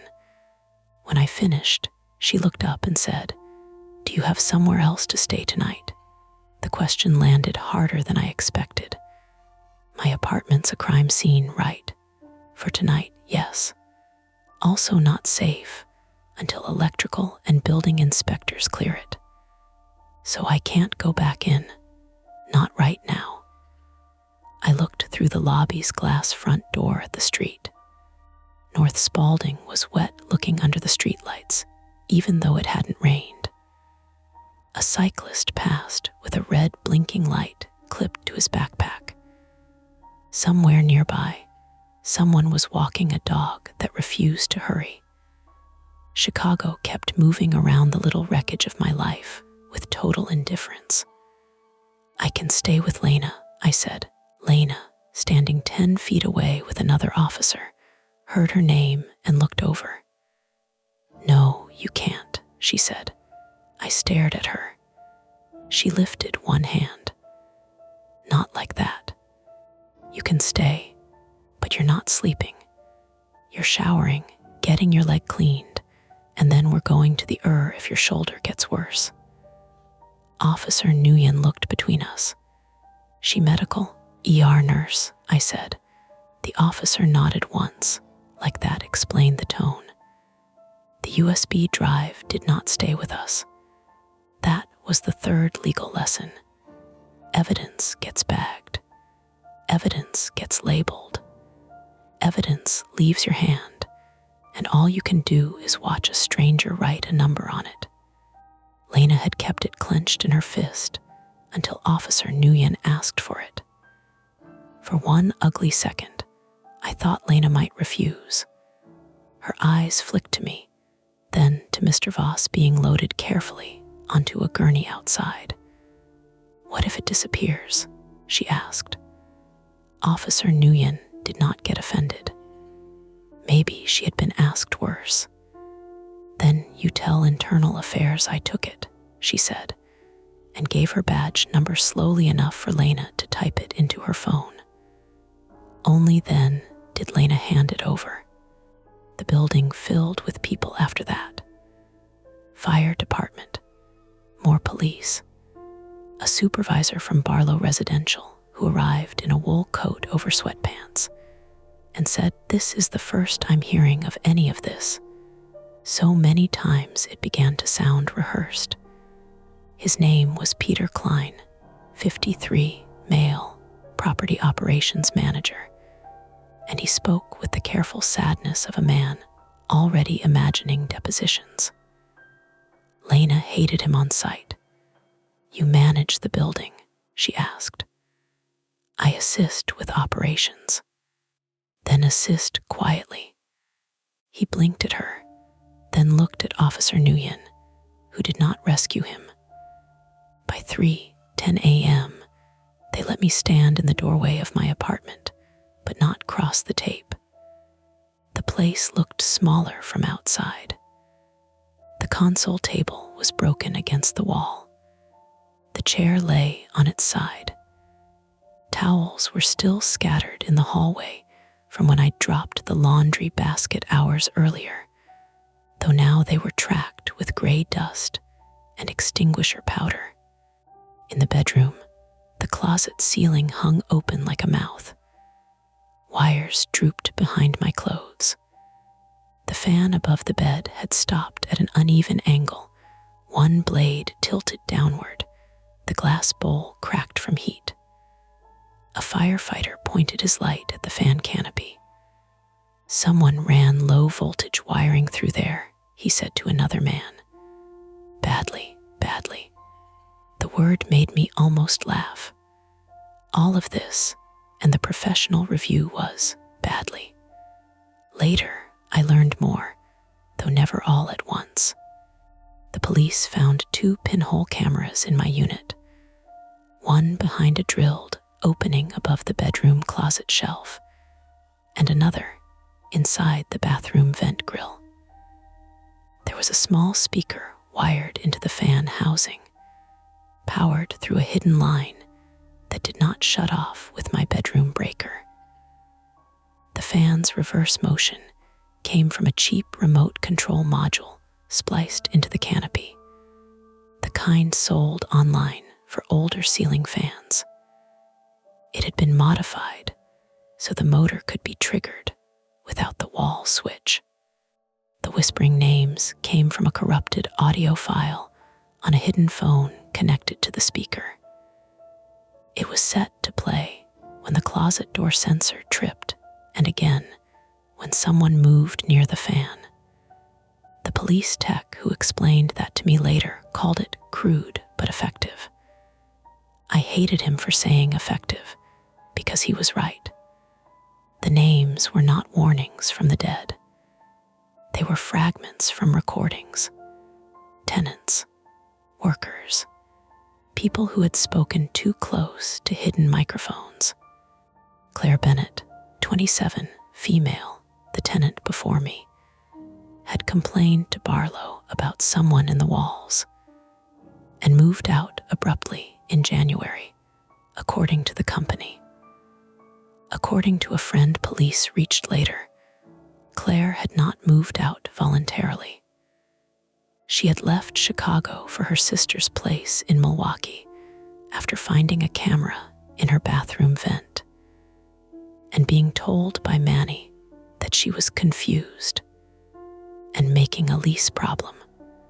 Dev Shah, 34, male, had been a painter subcontracted to patch units between tenants. He noticed wiring behind a fan in another apartment and took pictures. After that, Barlow stopped using him. No missing person drama. No body in a wall. Just a man quietly blacklisted, threatened with a fake invoice, and scared enough to stop answering unknown numbers.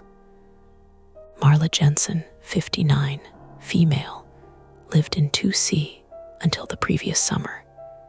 She had filed 3 written complaints about building staff entering units without proper notice. She had died months later of a stroke in Iowa, unrelated, ordinary, sad. Her name had stayed in the recordings because she had said it loudly while leaving a voicemail in the hallway. That almost made it worse. No grand design, no ritual, just cheap surveillance, intimidation, laziness, and people being punished for noticing. Mr. Voss knew pieces. Not enough, he insisted, and I believed him because guilt sat on him differently than lies. He had found the USB drive taped behind a loose baseboard near the third-floor laundry closet in January, after Claire left. It had Dev's photos, snippets of audio, and a folder labeled BARLOW units. He had planned to take it to a lawyer. Then he didn't. That was his flaw, the one he carried like a tool he couldn't put down. Arthur Voss trusted systems only after he understood them. And because he never fully understood this one, he kept waiting for a cleaner moment to act.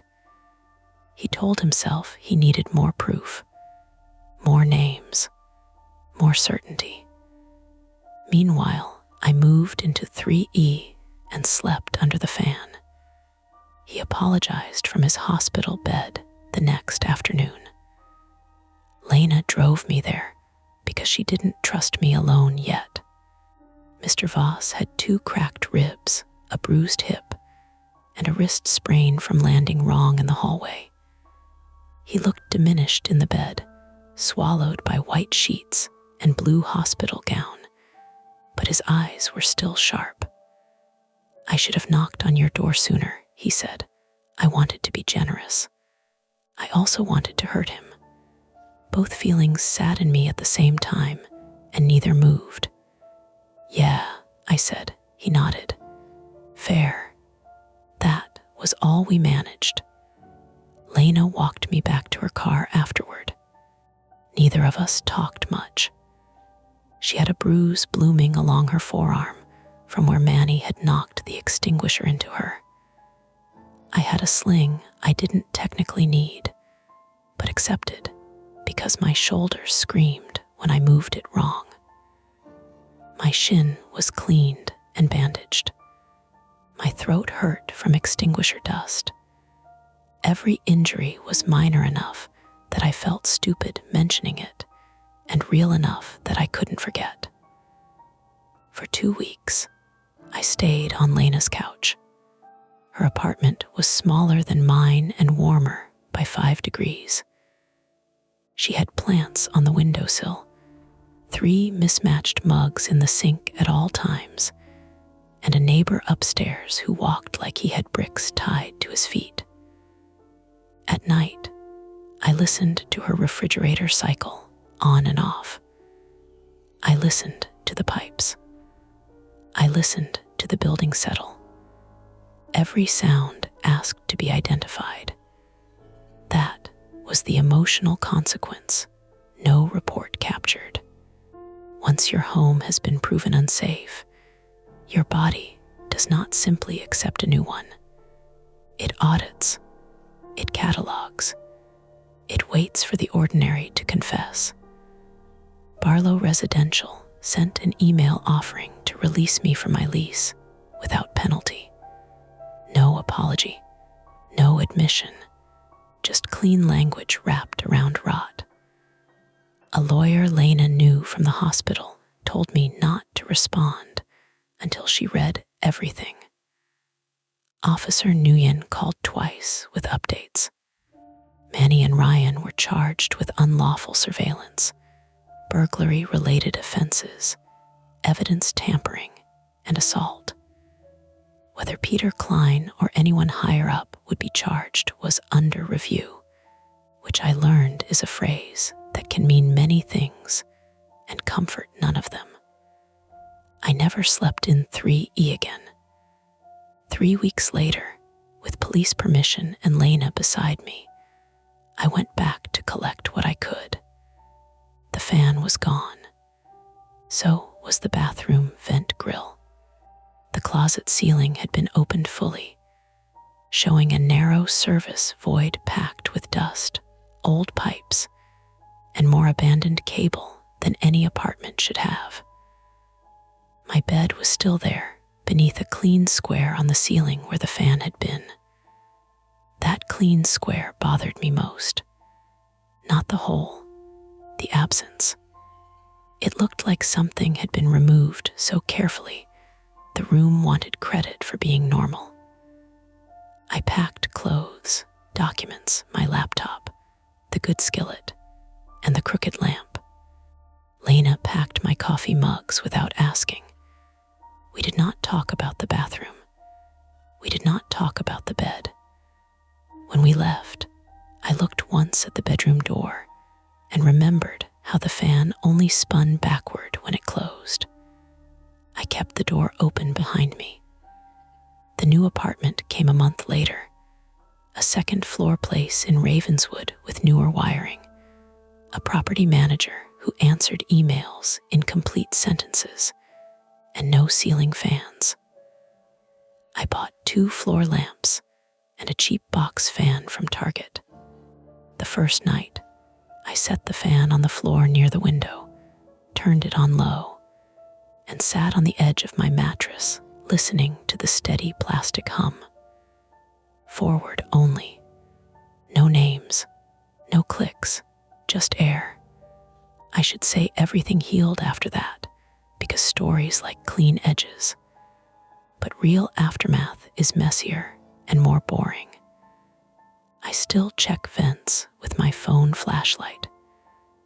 I still put tape over maintenance access panels in hotel rooms, then feel ridiculous and leave it there anyway.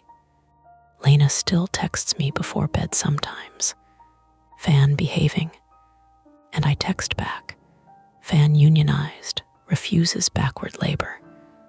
We make jokes because the alternative takes too much space. Mr. Voss moved to a senior building near his niece in Evanston. Before he left, he gave me the old CTA photograph from his wall. On the back, in pencil, he wrote, "Don't wait for certainty when you already have evidence." I keep it in a drawer, not on display. Some things do not need to watch me. The last unresolved thing happened after I moved out, though I didn't tell Lena for a while. A padded envelope arrived at my new apartment with no return address. Inside was my old bedroom pull chain, the little brass one from the fan, dust still caked in the grooves. Attached to the end was a folded maintenance tag I had never seen before. Unit 3E fan reverse module replaced. Date, 2 months before I moved in. Initials, PK Peter Klein. Maybe it was evidence someone forgot. Maybe it was a warning. Maybe some guilty person wanted me to have one more piece. I put it in a plastic bag and called Officer Nguyen.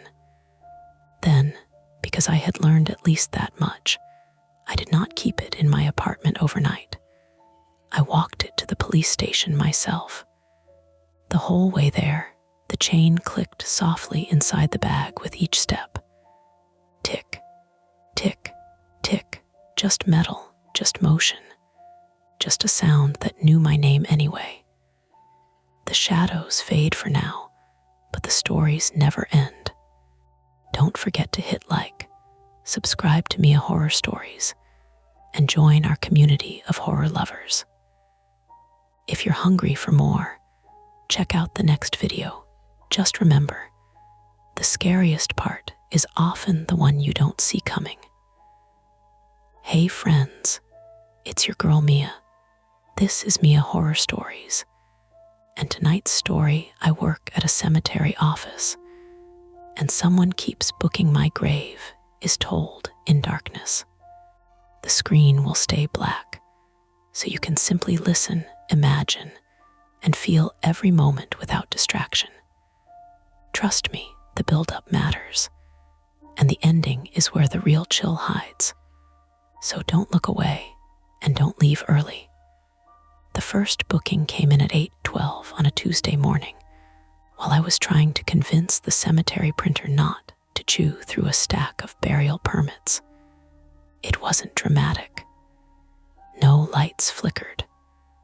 No grave opened on its own. The office phone didn't even ring. It was just a quiet little ding from the scheduling computer. the same soft chime it made whenever a funeral home requested an interment time through our online portal. I had one hand inside the printer's front tray, 2 fingers dusted gray with toner, and I glanced over expecting to see another elderly parishioner from Portland or Scarborough, or one of the small towns that feed into Evergreen Cemetery like tributaries. Instead, the name on the request was mine. Tyler Mason, Section 14, Lot 38. Grave be Friday, 11:30 a.m. I remember the printer clicking behind me, trying to restart itself, plastic gears grinding in a tired little rhythm. Outside the office window, a grounds crew mower coughed once and died near the older maples along Stevens Avenue. For a few seconds, all I did was stare at the screen with my hand still jammed in the printer, my sleeve caught on something sharp inside the machine. Then I said out loud to nobody, "That's not funny. My name is Tyler Mason, 32 years old, male, born in Portland, Maine, and I run the front office at Evergreen Cemetery on Stevens Avenue, not far from the University of New England campus and the old brick houses with sagging porches." Run sounds grander than it is. Mostly I answer phones, process paperwork, help families choose plots without sounding like I'm selling them anything, schedule burials, print maps for visitors, and keep 3 different filing systems from collapsing into one another. My days are made of dates, names, receipts, coordinates, and people trying hard not to cry in front of a stranger. I'm good at the paperwork part. Too good, maybe. I like forms because forms have boxes. They tell you what belongs where. Name, date of birth, date of death, funeral home, next of kin, interment type, contact number. Anything that doesn't fit in a box makes me nervous, and I've spent most of my adult life pretending that means I'm organized instead of afraid. The office itself sat just inside the cemetery's main gate, a low stone building with a green roof and windows that collected condensation in the corners whenever the weather shifted. That morning had the raw smell of late October rain, even though the sky was only pale and swollen, not yet breaking. Wet leaves stuck to the walkway in flattened orange patches. Someone had tracked mud over the front mat before we opened, probably one of the grounds guys grabbing coffee. Inside, the air smelled like old paper, toner, disinfectant wipes, and the burnt edge of the drip coffee I had made too strong. The fluorescent light above my desk buzzed when the heat kicked on. Every few minutes, the radiator pipes clicked behind the wall like someone tapping with a fingernail. I pulled my hand out of the printer and left a black smear along the cuff of my blue shirt. The online request sat open on the computer, submitted by Harbor and Pine Funeral Services decedent, Tyler Mason, D.O.B., 5/03/1993, requested interment, 10/27, 11:30 a.m. burial type, casket payment status, pending invoice. There were more details. Too many. My middle initial, my current address in Deering Center, my phone number missing only the last digit, my mother's name listed as next of kin, spelled correctly, which almost bothered me more than the grave request itself, because people misspell her name all the time. Marion, 2 N's, 1 R. I clicked into the notes field. Family requests minimal staff presence. Private burial. No service. That was when Nora came in, balancing 2 paper cups of coffee against her chest, with her elbow hooked around the door handle. Nora Vale, 29, female, was our administrative assistant, though she did half my job and somehow made it look less miserable. She was from South Boston originally, with quick hands, blunt-cut dark hair, and a habit of narrating whatever she was doing under her breath. She had started at Evergreen 6 months earlier, after leaving a billing job at Maine Medical Center, and she still treated cemetery work like a puzzle she was determined to solve before it solved her. "Machine eating permits again?" she asked, kicking the door shut with her heel. I didn't answer quickly enough. She set the coffees down, one on my desk, one on hers, then leaned over my shoulder. I could smell the cold air on her wool coat and the sharp cinnamon gum she chewed when she was trying not to smoke. "Oh," she said. The smallness of it made me look away from the screen. "Yeah," I said. "Oh," Nora squinted, reading. "Is this a test?" "No." "Did someone from IT send fake portal requests again?" "That was one time, and it was for the pet cemetery in Westbrook." "Right, the Schnauzer incident." She reached for the mouse, then paused. "Can I?" I nodded. She scrolled through the request. Her face changed in small increments, not fear exactly, more like irritation gaining weight. "This has your date of birth," she said. "I noticed, and your address." "I noticed that too." She clicked the funeral home field. "Harbor and Pine. We work with them." "Not often. Still." She straightened and looked toward the front window, as if expecting someone to be standing outside with a camera. "Could be some idiot. A prank. Someone got your information online. That makes it better."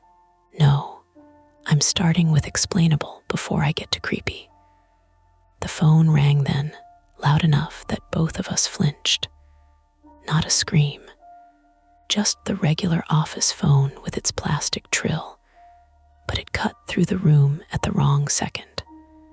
Nora let out a breath through her nose and picked it up. "Evergreen Cemetery Office. This is Nora." I watched her expression settle into professional sympathy. Chin down, voice softer. She grabbed a pen. "Yes, Mrs. Pelletier, I remember. We have your husband in Section 9 near the pond." She listened, wrote something on a sticky note, then said, "No, the bronze vase can be replaced. Grounds will check it this afternoon." Normal life came back in a thin, stubborn stream. A widow needed a vase replaced. The printer wanted attention. The rain started in tiny clicks against the window. A crow landed on the chain-link fence near the equipment shed and shook itself like a wet dog. I should have deleted the request then and there, marked it fraudulent, called Harbor and Pine, changed my passwords, made a joke I didn't mean. Instead, I kept staring at the grave location. Section 14 was on the far side of the cemetery, past the newer columbarium wall and the line of Norway spruces, where the land dipped toward a drainage ditch that ran brown and fast after rain. Lot 38 was empty, one of the last unsold family lots in that row. Grave B had been reserved years ago by a couple from Falmouth who later changed their minds and bought space closer to their church. The plot had been available ever since. I knew that because I had checked it twice the previous week. That was the part I didn't say out loud. I'd been auditing open plots in Section 14 because the cemetery board wanted a clean inventory before budget season. I had stayed late 2 evenings, alone with the old wall clock ticking and the security light throwing my reflection over the window. Section 14, Lot 38, had bothered me because the paper map and the digital database didn't match. The paper map showed 4 graves. The database showed 3. I had put a red sticky flag on the folder and written, "Verify with grounds." Now the system had verified it for me. Nora hung up and saw my face. "What? Nothing. Tyler." I hated when people said my name like that, like they were grabbing the back of my shirt before I stepped off a curb. "I need to call Harbor and Pine," I said. She watched me for a second, then rolled her chair over to her desk. "Put it on speaker." I hesitated. "Or don't," she said. "But I'm sitting right here either way." That was one of the reasons I liked Nora. She didn't soften everything. She left you room to make your bad decisions, but she made sure you knew she saw them. I called the number we had on file, not the one attached to the request. The line rang 4 times. Outside, the mower started again with a ragged growl, then faded as it moved toward the chapel road. A man answered.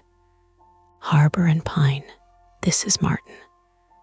Martin Hale, 46, male, was a funeral director I had dealt with maybe a dozen times. He was from Portsmouth, New Hampshire, but had moved to Maine years ago, and he spoke in the careful, pressed flat tone of someone who spent his whole working life around fresh grief. He was always polite, always tired, and never used 2 words where one would do. "Martin, it's Tyler Mason at Evergreen." "Morning, Tyler. Did you submit an interment request to us this morning?" Paper rustled on his end. "We've sent a few this week." "Name?" I looked at Nora. "My name," I said. There was a pause. Not long. Maybe 2 seconds. But Martin was the kind of man who filled silence professionally, which made the pause stand out. "I'm sorry," he said. "Tyler Mason, DOB May 3rd, 1993. Requested burial this Friday." More paper, a keyboard, the faint clack of keys through the receiver. "No," Martin said. "No, we did not. Could someone else there have used the portal? Our staff submits under individual logins. I can check the activity log." He lowered his voice a little. "Is this a joke? That's what I'm trying to find out." Nora leaned toward the phone. "Martin, this is Nora Vale. The request lists Harbor and Pine as the submitter. It shouldn't." Now he sounded less like a funeral director and more like a man whose mourning had been interrupted by something with paperwork consequences. "Can you forward it to me?" "I can," I said. "Do that." "And Tyler?" "Yeah, don't approve it." I laughed once because I didn't know what else to do. It came out flat and ugly. Wasn't planning to. After we hung up, Nora looked at the computer, then at me. "We report it." "To who?" "Police. It, your bank. Whoever you report someone trying to schedule your burial to. It's probably just identity theft." Identity theft usually wants credit cards, not grave space. It could be a weird phishing thing. They invoice us. We pay the wrong account, something like that. Nora's eyebrows lifted. "Do you hear yourself trying to make this boring?" She was right, which annoyed me. Before I could answer, the back door opened and brought in the smell of damp grass and gasoline. "Cal Briggs, 58, male," our grounds supervisor, stepped inside with mud up the sides of his work boots and a clipboard tucked under one arm. Cal was from Bangor, broad-shouldered, gray-bearded, and slow-moving in a way that fooled people until they saw him work. He had been at Evergreen for 23 years, long enough to know where every irrigation line ran, and which families still left Christmas wreaths in July because they couldn't bring themselves to take them home. "Printer dead again?" he asked. "Possibly possessed," Nora said. "No such luck. Possessed things work harder."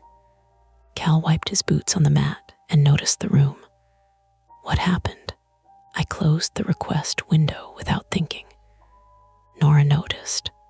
So did Cal. "Tyler got a burial request," she said.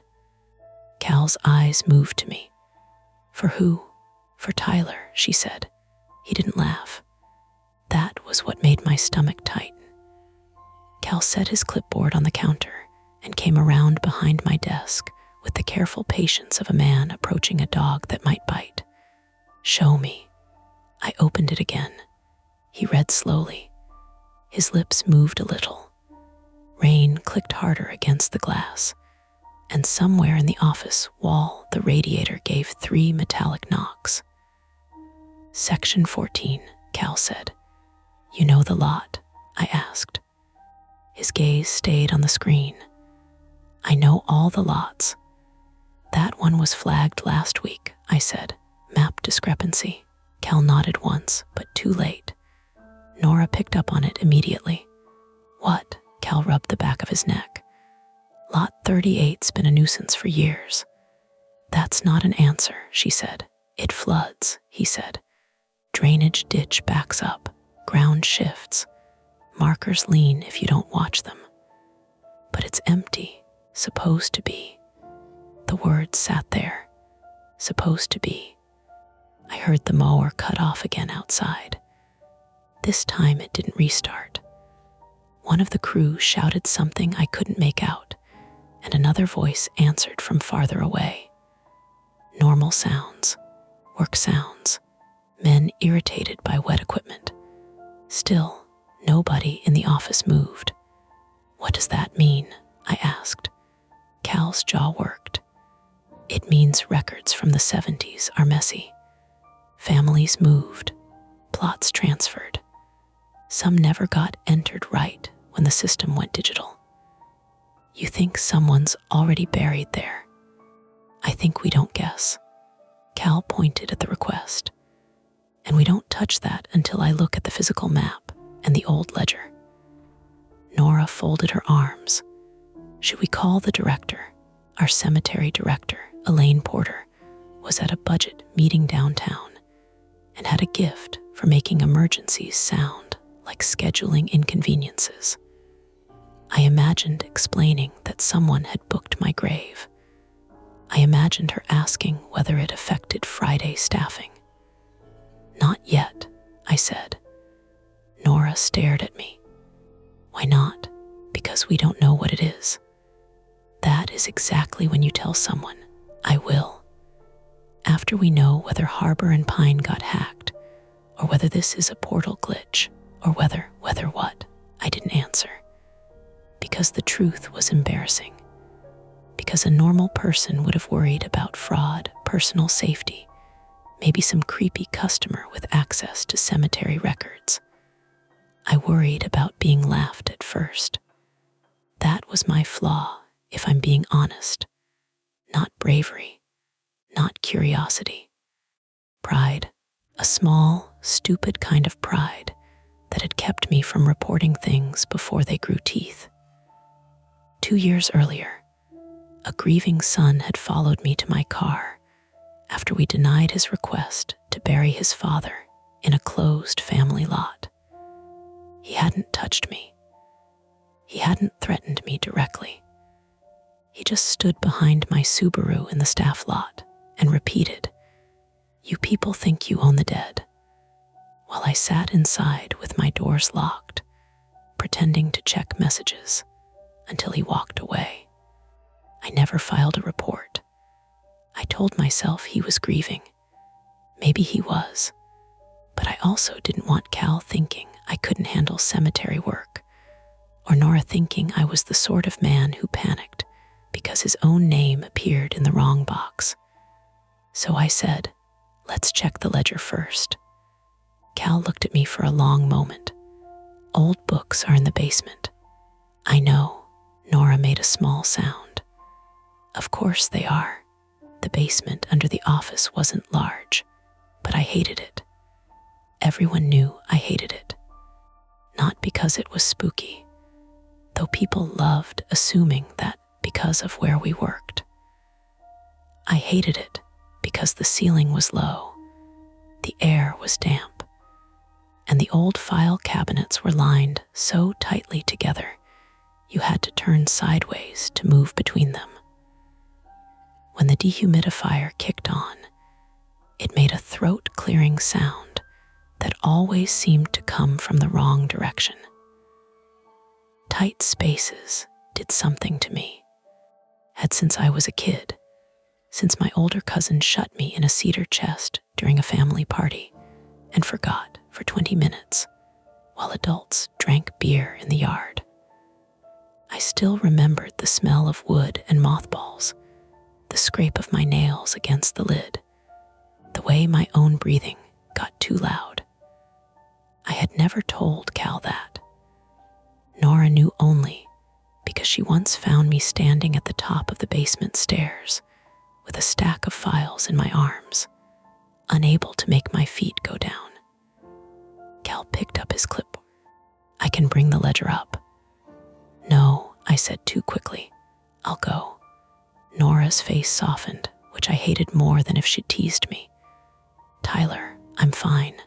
Your tone are gray and acting weird. That's my baseline." Cal almost smiled. Almost. The computer dinged again. All three of us turned. A second request slid into the queue beneath the first. Same decedent, same birth date, same plot, different time. Friday, 3:00 p.m. submitted by Mason Family Representative. The office seemed to shrink around the sound of rain. Nora leaned in and whispered, "That's not the funeral home." I opened the request. There was no full contact name, just an email address made of random letters and numbers. The phone number field had been filled with all zeros. The notes field contained one sentence. Previous time unsuitable. He will be ready by afternoon. For a while, nobody spoke. The printer chose that moment to spit out half a burial permit, then jam again with a sharp, tearing sound. Cal reached over and closed the laptop lid halfway, not enough to shut it, just enough to break my view of the screen. "We call Elaine now," Nora said, "and police," I heard myself say after the ledger. Both of them looked at me. I couldn't explain why I needed to see lot 38 on paper before I let anyone else take over. Maybe because the digital system could be hacked. Emails could be spoofed. Names and birthdays could be scraped from old websites and data breaches. But the old ledger was different. It was heavy and handwritten, and stored in a basement that smelled like mildew and rust. It belonged to the cemetery before passwords, before portals, before anyone could hide behind a form field and a fake email. If my name was in there somehow, I wanted to know before I heard it from a police officer, or Elaine, or Martin Hale, speaking softly from a funeral home line. Nora picked up the office keys from the hook by the door. "Fine," she said. "We all go." Cal shook his head. "Someone should stay up front. No one is walking into a cemetery office at 8:30 in the rain for a vase emergency and dying because I didn't answer fast enough. Nora said. They can wait. I looked at the basement door, its painted knob worn down to dull brass, the black gap visible beneath it where the stairwell light had burned out again last week. The choice should have been simple. Call the police, call Elaine, lock the portal, stay upstairs in the dry little office with the buzzing light and the burnt coffee. Instead, I took the keys from Nora. My hand left a gray toner print on the metal. 10 minutes, I said, though I don't know who I was trying to reassure. We check the ledger. Then we call everyone. Cal opened the basement door. The smell came up first: wet cardboard, cold concrete, and old dirt. Nora flicked on her phone flashlight. At the bottom of the stairs, something dripped steadily into a bucket. Ping, ping, ping. And then we went down. The basement light didn't come on. Cal flipped the switch twice, hard enough that the plastic plate clicked against the wall. Nothing changed below us, except Nora's phone beam, a narrow white cone sliding over damp concrete steps, and the old handrail bolted into the cinder block. Bulbs out, Cal said. You said that like it's normal, Nora said. It is normal. It's a basement. People say that about basements right before they find raccoons living in them. If there are raccoons down here, they've been paying rent longer than you. I almost laughed. Almost. My right hand was still wrapped around the key ring, and the keys had started to feel greasy from how tightly I was holding them. Behind us, the office printer gave one last irritated clunk and went quiet. Outside the small front window, I could hear rain tapping faster on the glass, the thin, pleasant sound of weather becoming work for someone else. 10 minutes, I said again. Nora looked at me. You keep saying that, because that's how long it'll take. No, it's how long you want it to take. She wasn't wrong. I went first because I'd made a point of saying I would, which is a stupid reason to do anything involving a basement, a broken light, and a grave reservation in your own name. The air changed halfway down. It got colder, damp enough that my shirt stuck slightly at the back of my neck, and the old concrete smell mixed with wet cardboard and the sour metal scent of the rusting file cabinets. The basement was not a horror movie basement. That was almost worse. It was practical. Low ceiling, exposed pipes, 2 long rows of gray filing cabinets, a dehumidifier by the wall with its little red bucket, full light blinking, a shelving unit stacked with banker's boxes, each labeled in Elaine Porter's careful block handwriting. The floor dipped toward a drain near the back, and someone had set a 5-gallon bucket under a leaking pipe. Ping, ping, ping. Each drop hit water already collected in the bucket, a neat metallic sound that seemed too regular to belong to anything natural. I stopped on the last step. Nora bumped gently into my back. Move, Tyler. I am. You're standing still. I'm orienting. You're blocking the stairs. Cal's boots creaked behind her. Give him a second. That embarrassed me enough to move. The row between the cabinets was narrow, barely wide enough for one person. I turned sideways and edged in, phone flashlight lifted. The beam caught label tabs. Perpetual Care 1980-1989, cremation authorizations, lot transfers, section MAPS, old, interment ledgers 1968-1979. There, Cal said, pointing past my shoulder. My chest tightened as I reached the cabinet.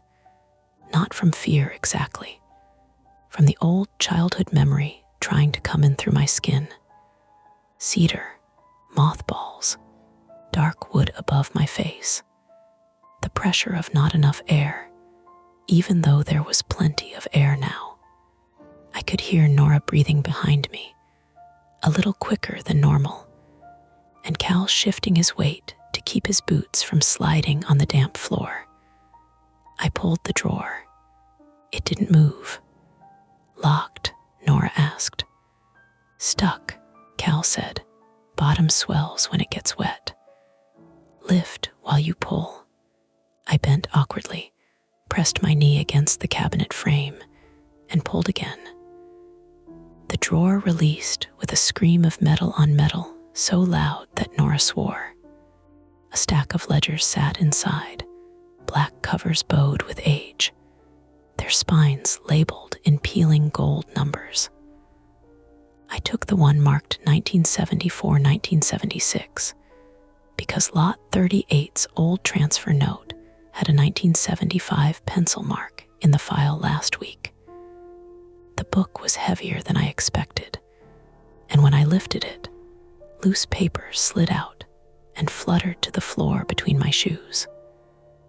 Nora crouched and picked it up. Map copy. Section 14, I asked. She held it under her flashlight. Looks like it. We carried the ledger to the small work table near the dehumidifier because there wasn't room to open it in the aisle. The table wobbled under the weight. Cal wiped the cover with his sleeve, not because it helped, but because men like Cal needed to do something with their hands when their face got serious. Lot 38, I said. The book opened with a dry crackle. Names filled the pages in blue and black ink, each line ruled by hand. Date, section, lot, grave, purchaser, interment, remarks. Some entries were tidy. Others leaned downhill like the clerk had been writing during a storm. I ran my finger down the columns until the dates lined up. Section 14, Lot 34, Lot 35, Lot 36, Lot 37, then a blank line, then Lot 39. I stared. Where's 38? Nora asked. Missing. Pages stuck together. I checked, nothing. The paper was thick, fibrous, yellowed at the edges. Lot 38 had not been smudged out or scratched out. It had simply not been entered. Cal leaned closer. Try the transfer binder. What transfer binder? Nora asked. Lots that changed hands. Family sales, reassignments, cemetery corrections. Cal tapped the old map copy Nora had found. If it wasn't in the interment ledger, it might be there. You knew that before we came down, she said. Cal didn't answer right away. That little delay did more than any argument could have. Nora caught it. I caught it. Even Cal seemed to know he'd given us something by not speaking fast enough. What aren't you telling us? I asked. He exhaled through his nose. Years ago, before you started, we had 2 families show up for the same lot. Which lot? Not this one. Cal, it was section 14. The bucket pinged behind him. Nora's voice got flatter. You're saying the cemetery has sold the same grave twice before. Saying the records were sloppy after the old superintendent died. His wife helped in the office. His nephew helped sometimes. Nobody can prove who changed what. We fixed what we found. Great, she said, very comforting. I rubbed my thumb over the ledger page until old dust collected under my nail. Does Elaine know? Elaine knows about the duplicate sale. Everyone on the board knows. But not about Lot 38. I don't know what Elaine knows about Lot 38. That sounded careful. Too careful. From upstairs, the office phone rang.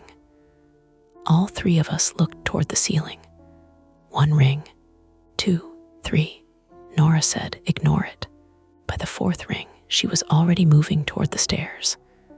"Nora," I said, "we need to answer phones. That is, unfortunately, part of working in an office. We're in the middle of exactly. We don't need some family calling back 3 times and then Elaine hearing that we all disappeared into the basement." The phone stopped before she reached the stairs. A moment later, it rang again. Different rhythm. Same phone, but more annoying somehow because now it sounded intentional. Nora climbed the steps with her phone light bouncing off the walls. "I'll put them on hold." Cal watched her go, then turned back to the cabinets. "Transfer binder S over here." I followed him deeper into the aisle. It was tighter past the second row. Boxes leaned out from the shelves, softened at the corners by damp, had split open, spilling old plastic flower tags and bundles of faded plot cards onto the floor. Cal moved easily through the narrow gap. I didn't. My shoulder brushed cold metal. My hip hit a drawer handle. My breathing started counting itself without permission. In, out, too loud. In, out, too shallow. "Tyler," Cal said, softer, "I'm fine." "I didn't say you were. Please don't do that." He stopped moving. The flashlight caught only part of his face, turning the gray in his beard silver. "Do what? Talk like I'm about to fall apart." Cal nodded once. "Fair." That helped, more than sympathy would have. He pulled a red binder from a shelf and handed it to me. "Lot transfers." It smelled like mildew and copier paper. I flipped to Mason first because my hands were stupid and wanted to see my own name. Nothing. Then, section 14. The binder was not organized as well as the label promised. Transfer slips were tucked into plastic sleeves, some typed, some handwritten, some photocopied so many times the signatures looked like ghosts of signatures. Lot 38 appeared on a single yellow slip. Section 14/Lot 38/Grave B, hold pending confirmation, do not sell. Do not inter. Original file missing. No purchaser. No date. Just initials at the bottom. EP Elaine Porter. "Cal," I said. He took the slip from me and read it. Upstairs, Nora's voice came through the floorboards, muffled but tense. "No, ma'am, we can't confirm that by phone. I understand what the email says." But Cal and I looked up. Nora again, sharper now. "Who sent you that?" We moved at the same time. The stairway felt narrower going up. I hit my shoulder on the doorframe at the top and barely felt it until later, when the bruise showed in the mirror like a thumbprint. Nora stood behind the front desk with the landline pressed between her shoulder and ear, one hand over the receiver. Her face had gone pale in a practical way, not dramatic, just all the warmth pulled inward. "It's your mother," she said. For a second, I didn't understand. Then my phone buzzed in my back pocket. I pulled it out. 3 missed calls from Mom. 2 texts. "Tyler, call me now. Why is someone emailing me about Friday? The room tilted. Just a little." I caught the edge of my desk. Nora uncovered the receiver. "Mrs. Mason, Tyler's here. I'm putting you on speaker, okay?" My mother's voice filled the office, thin and staticky through the old phone. "Tyler, what is going on?" Marion Mason, 64, female, my mother.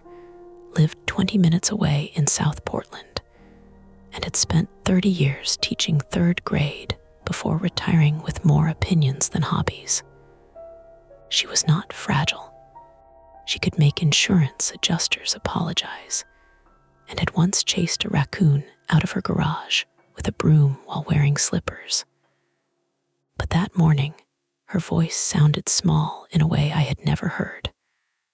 "Mom," I said, "I'm okay." "That is not what I asked. I know, I'm at work, I'm safe." Someone sent me an email saying arrangements had been updated. Updated from what? Why did they use your name? Nora closed her eyes for half a second. "What email address?" I asked. My mother rustled paper, because of course she had printed it.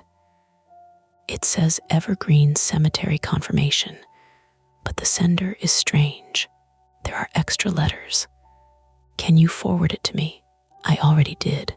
"Tyler, what is happening?" I opened my inbox. The email arrived. It looked real at first glance. Evergreen logo, address, phone number, footer with our office hours. But the sender domain was wrong by one letter. Instead of evergreenmain.org, it used evergreeninane.org, with the M replaced by RN. A cheap trick. Effective if someone was upset and reading too fast. The subject line read, "Interment schedule revised, Tyler Mason."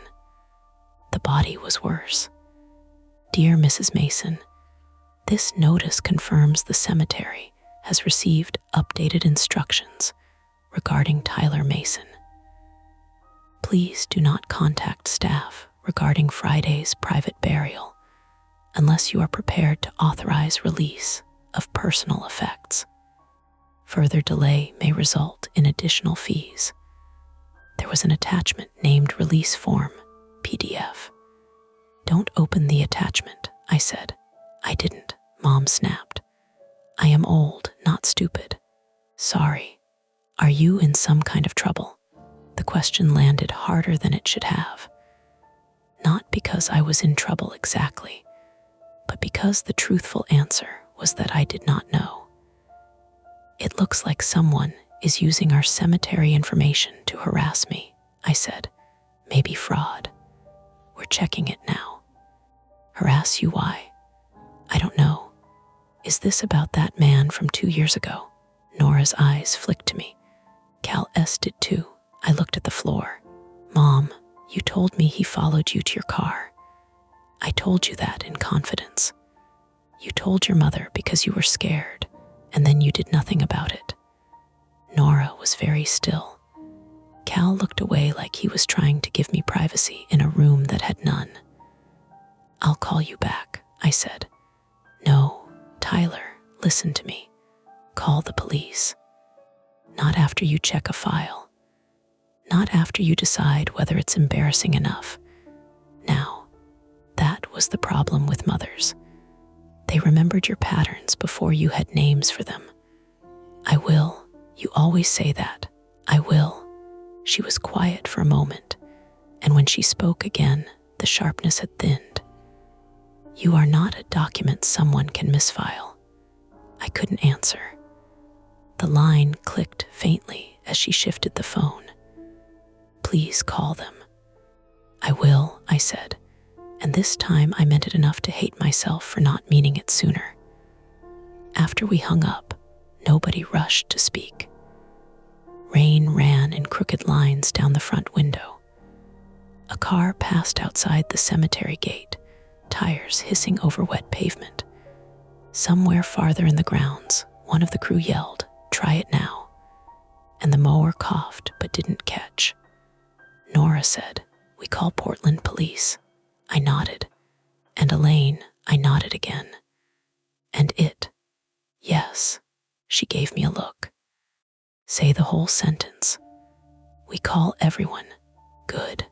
I picked up the phone. My hand shook enough that I dialed the wrong number the first time. On the second try, I got the non-emergency line for Portland PD. A dispatcher named Rachel took the report with brisk patience. She asked whether I had received a direct threat. I read her the booking note and the fake email to my mother. She asked whether anyone had access to cemetery records. I said yes, staff, funeral homes through the portal, and maybe more people than I wanted to think about. Any known disputes? She asked. I hesitated. Nora watched me. Yes, I said. A man followed me to my car 2 years ago after a burial request was denied. Name? I closed my eyes. Derek Albright, I said. I think his father was Leonard Albright. Cal's head turned sharply. I saw it. So did Nora. The dispatcher asked for spelling. I gave it.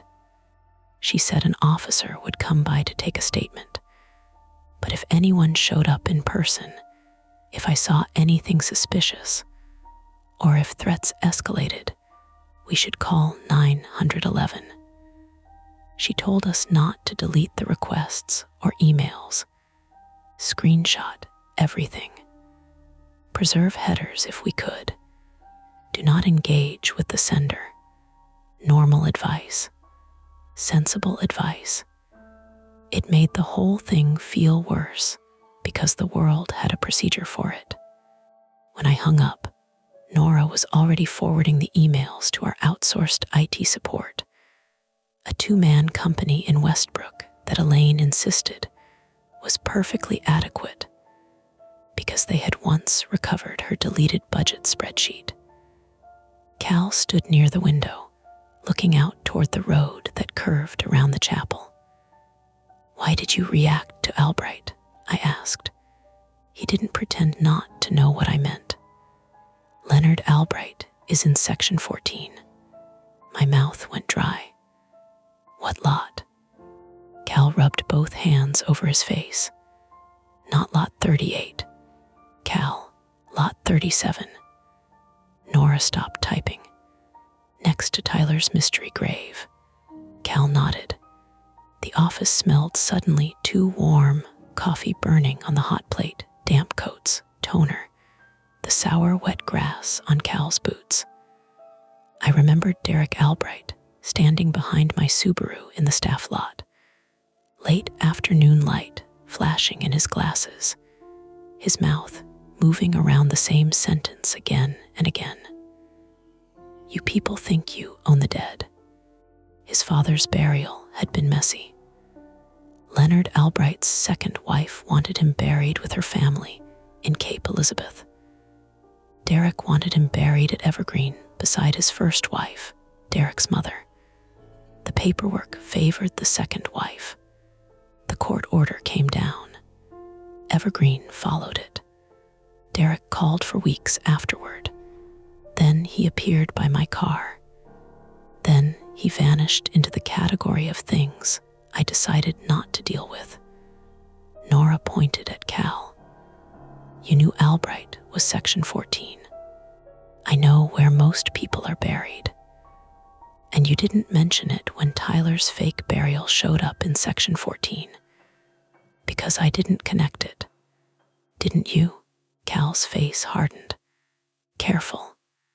Everyone in this room is being careful except the person booking Tyler's corpse like a conference room. Nora, I said. No, I'm serious. We're standing here politely stepping around the obvious because nobody wants to say the cemetery may have screwed someone over badly enough for them to come back at Tyler.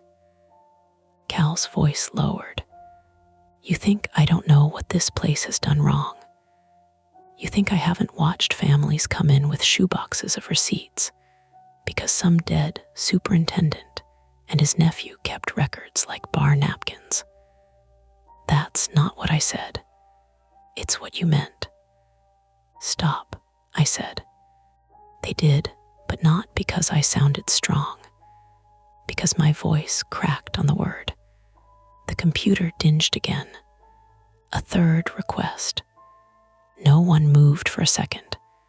Then Nora whispered, Please don't be worse. It was worse in a quieter way. The decedent was still me. The burial time was now Friday at 4:30 p.m. The submitter field said, "Walk in family request." The email was different again. The note field read, "Office staff failed to honor correction. Grave must be opened today for inspection before weather compromises access." Attached to the request was a scanned document. I clicked it before Nora could stop me. It opened in the browser. Not a virus, a PDF, a photograph of a purchase agreement from 1975. Section 14, Lot 38. Grave B purchaser, Marion Mason, my mother's name. But in 1975, my mother had been 13 years old and living in Lewiston, nowhere near Portland, with parents who could barely afford their own mortgage, much less cemetery land in a city cemetery. At the bottom of the agreement was a signature. Not my mother S, mine, or close enough to make my scalp prickle. The loops were wrong. The angle was better than mine. But whoever had copied it had seen my signature somewhere. A check, a permit, a scanned form in our office. Something. Nora covered her mouth. "Tyler," Cal leaned in until his breath fogged the edge of the monitor. The office phone rang again. No one answered. My cell buzzed. Unknown number.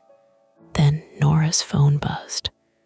Then the landline stopped and started again. For a few seconds, the room became a small machine made entirely of notifications. Rings, buzzes, dings, rain, the radiator ticking in the wall. All ordinary sounds. All too many at once. Nora silenced her phone and looked at the screen. Elaine just texted. She says the board got an email about an emergency disinterment complaint. What? She's asking why there's a family in Section 14 with a private contractor. Cal went very still. I felt the words arrive one at a time, each one colder than the last. A what? Nora read from her phone. She says someone emailed photos of men near Lot 38 with shovels and a portable canopy. Time stamped 10 minutes ago. Cal was already grabbing his rain jacket from the hook. "No," Nora said. "We call the police back." "We can do that from the truck," he said. "We are not going out there. If somebody's digging without authorization, I need to stop them. You need officers. And by the time they get here, they may be gone, or they may hit a vault or a gas line, or collapse the bank by the ditch." "Gas line," I said. "Old utility line runs near that section. Abandoned, supposedly, but I don't like people digging where they shouldn't." He pulled his keys from his belt. Ring jingled once, sharp and final. My mind split in two. One part saw the procedure. Call police, preserve evidence, stay inside, lock doors.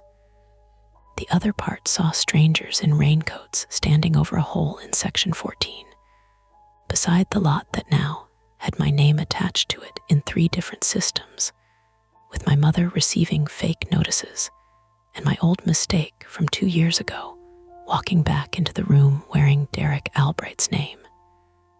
Nora grabbed my sleeve. "Tyler, don't. I'm just going to see." That's exactly what people say before they do something stupid. "She's right," Cal said. "Then why are you going?" "Because it's my grounds. And it's my name." Nora's grip tightened. "Police said not to engage. We won't." "You cannot promise that." I looked at her hand on my sleeve. There was toner on her thumb now, transferred from me. A gray print, proof of contact. The landline rang again. Outside, Rain came harder, ticking against the office windows like thrown rice. Beyond the glass, evergreen cemetery stretched uphill in rows of stones and wet trees, every path familiar, every turn something I could have walked blindfolded on a clear day. But Section 14 was low ground, poor drainage, bad records, an old grievance next door, and someone might already be opening it. Cal opened the office door. Cold rain blew in, carrying the smell of mud and cut grass. Nora let go of my sleeve. For 1 second, none of us moved. There it was. The choice again, only smaller and worse than before. Stay inside and be safe while someone used my life like paperwork, or go see what they were doing with my grave. I took my coat from the back of my chair. Nora swore under her breath and grabbed hers too. The computer dinged once more as we stepped out. I turned back. A 4th booking request had appeared.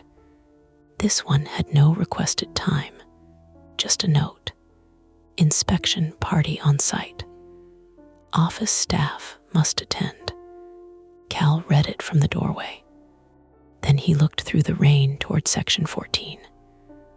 "Get in the truck," he said. And we did.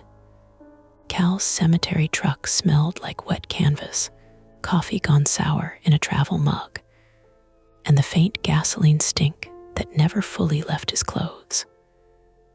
Nora climbed into the middle seat because the passenger side was full of rolled maps, orange flags, a crowbar, and a pair of bolt cutters, Cal swore, were only for broken chains and stubborn gate locks. I got in last, slamming the door twice before it caught. Rain hammered the roof in a hard, busy pattern, and the windshield wipers dragged across the glass with a rubbery squeal that made every silence between us feel scraped thin. "Seatbelts," Nora said. Cal glanced at her. "What?" she snapped. "I'm not dying because the cemetery cowboy takes a turn too fast." He put his on. So did I. We pulled away from the office, down the short gravel lane that split near the front gate. Straight ahead was the public entrance on Stevens Avenue, where the stone pillars were dark with rain and cars hissed by beyond them.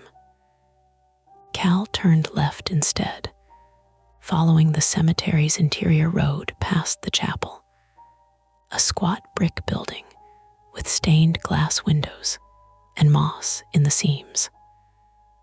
The road curved uphill between rows of older graves, then bent right toward the newer sections.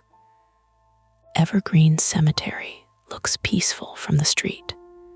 It has old maples, low granite walls, tidy family plots, and just enough uneven ground to make you slow your steps without noticing. But from inside, especially in rain, it becomes a maze of service lanes, drainage cuts, maintenance paths, and little dead ends where the maps lie politely and the land tells the truth.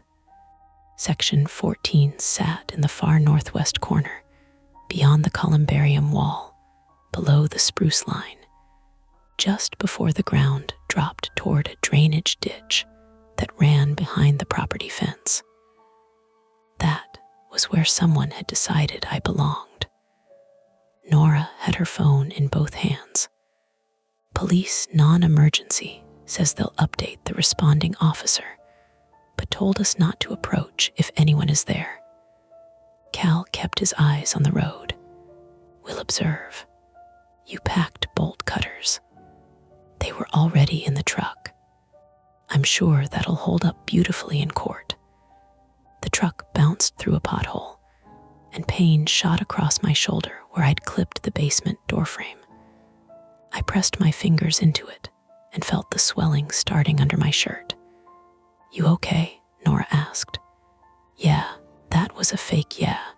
It's a bruised shoulder, not a confession. She looked at me as if she had a list of things that were confessions, and I was somewhere near the top. My phone buzzed again. Mom. I let it ring.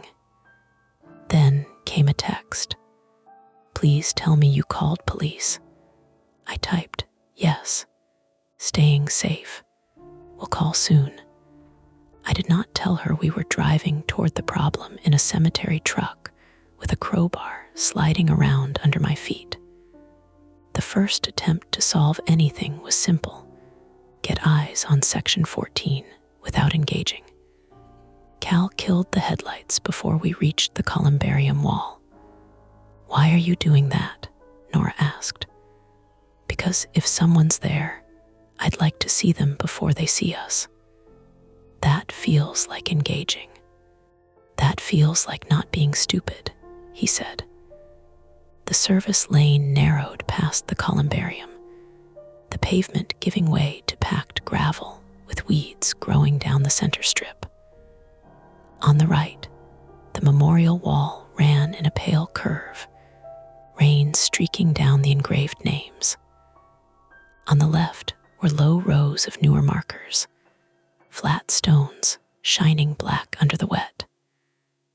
Ahead, the spruces crowded the corner of the property, dark and close together, their lower branches trimmed back just enough for the mower to pass. Section 14 starts after those 3 cedars, Cal said, pointing. Lot numbers run east to west. 37 and 38 are near the ditch side. I know, I said. He nodded once. Right. It was stupid how badly I wanted him to trust that I knew my own cemetery. Cal eased the truck behind a maintenance shed used for fertilizer, tarps, and extra flower stands. From there, we could see down the slope toward section 14 through a gap between 2 spruces. Rain reduced everything to gray layers. Stones, trees, the black slash of the drainage ditch, the chain link fence beyond it. At first, I saw no one. Then Nora touched my arm. There. A canopy stood near the low ground, a white pop-up tent with one side flapping loose. Under it, 2 figures moved in rain jackets. One wore a yellow slicker. The other had a dark hood pulled low. A third shape sat beside them, low and rectangular, maybe a toolbox or generator. The ground beneath the canopy looked disturbed, darker than the grass around it. Cal's hand tightened on the steering wheel. They're digging, he said. Can you see a truck? Nora asked. No, there has to be a vehicle, maybe on the back lane. Cal pointed beyond the spruce line. There's an old maintenance access road along the fence, mostly mud now. Comes in from the service gate near the water district easement. Is that gate locked? It should be. I wanted to say Should-be had already done enough damage that morning. Nora lifted her phone to take pictures through the windshield. I'm sending these to Elaine and the police. I opened my own camera and zoomed until the image broke into watery pixels. The yellow slicker bent, lifted something, and passed it to the hooded figure. The movement was too calm, too practiced. Then the hooded figure turned. For 1 second, the face looked directly toward us.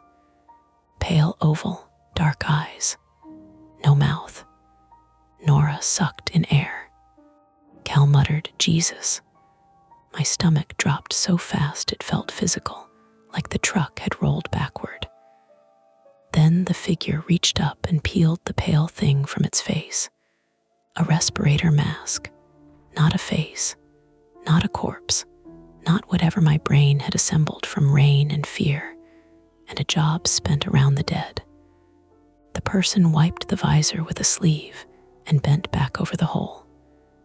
Nora let out a shaky, furious laugh. I hate this place. Respirator, Cal said. Could be mold. Could be old soil. Could be they know enough to protect themselves. That was somehow worse. Not vandals, not drunk teenagers, people who came prepared. Nora's phone buzzed. Elaine says she's on her way.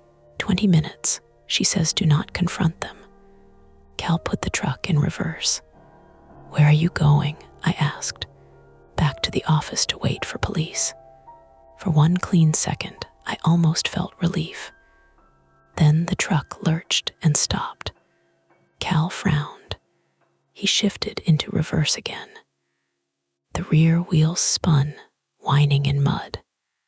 The truck sank half an inch with a wet sucking sound. No, Nora said. No, no, no. Cal tried forward. The wheels spun again. The rear of the truck had slid off the gravel edge into the grass behind the shed, where rainwater pooled in shallow ruts from the mower. We were not buried to the axle, but we were stuck enough that forcing it would only make it worse. First attempt failed, Nora said, voice tight.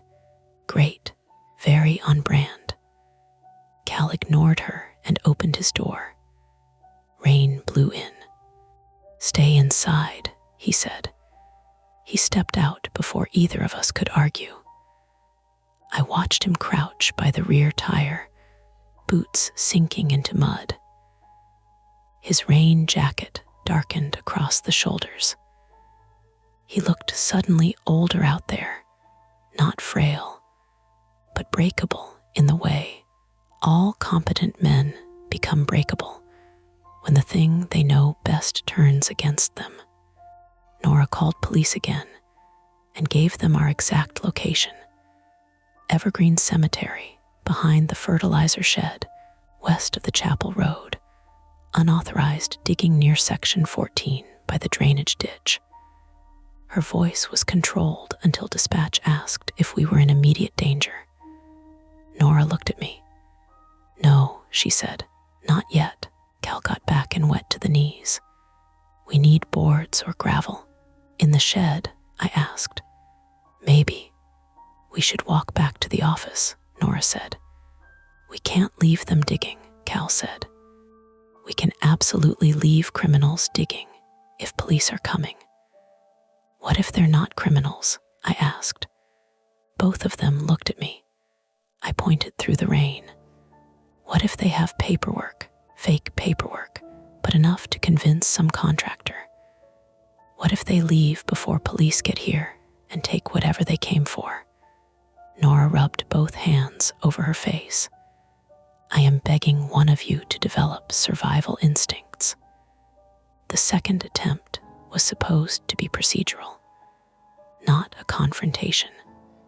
Just identify the vehicle and collect evidence. Cal said there was a service gate north of section 14, beyond the spruces, and if someone had brought equipment in, that was the most likely route. The truck was stuck, but we could walk from the shed along the columbarium wall, cut behind the spruce line, and see the access road without getting close to the canopy. We would stay high on the slope. We would take photos. We would retreat. That was the plan. Plans love dry weather. The moment we stepped out, rain got under my collar and down my back. My shoes were office shoes, not boots, and they started losing their grip almost immediately. Nora had on ankle boots with a heel she kept cursing under her breath. Cal moved ahead of us, using a folded cemetery map to shield his phone, which he kept checking for signal. The ground sloped gently at first, then more sharply as we passed the columbarium. Our left, the cemetery opened in wet rows toward the chapel and office, visible now as a low shape with warm windows maybe 200 yards away. To our right, the spruce line blocked section 14 in pieces. Through gaps, I saw the canopy flicker white, closer than I wanted it to be. A generator coughed under the tent, then started. The sound was small but mechanical, a puttering growl that threaded through the rain.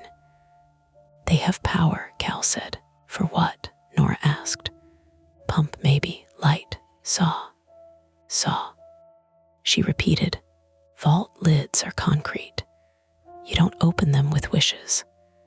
We reached the back of the spruce line.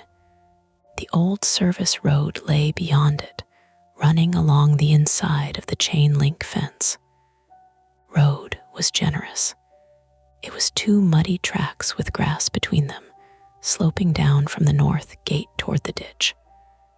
Water ran through the ruts like little brown streams. There was a van parked halfway down. White, no company logo, rear doors facing us. One brake light cracked.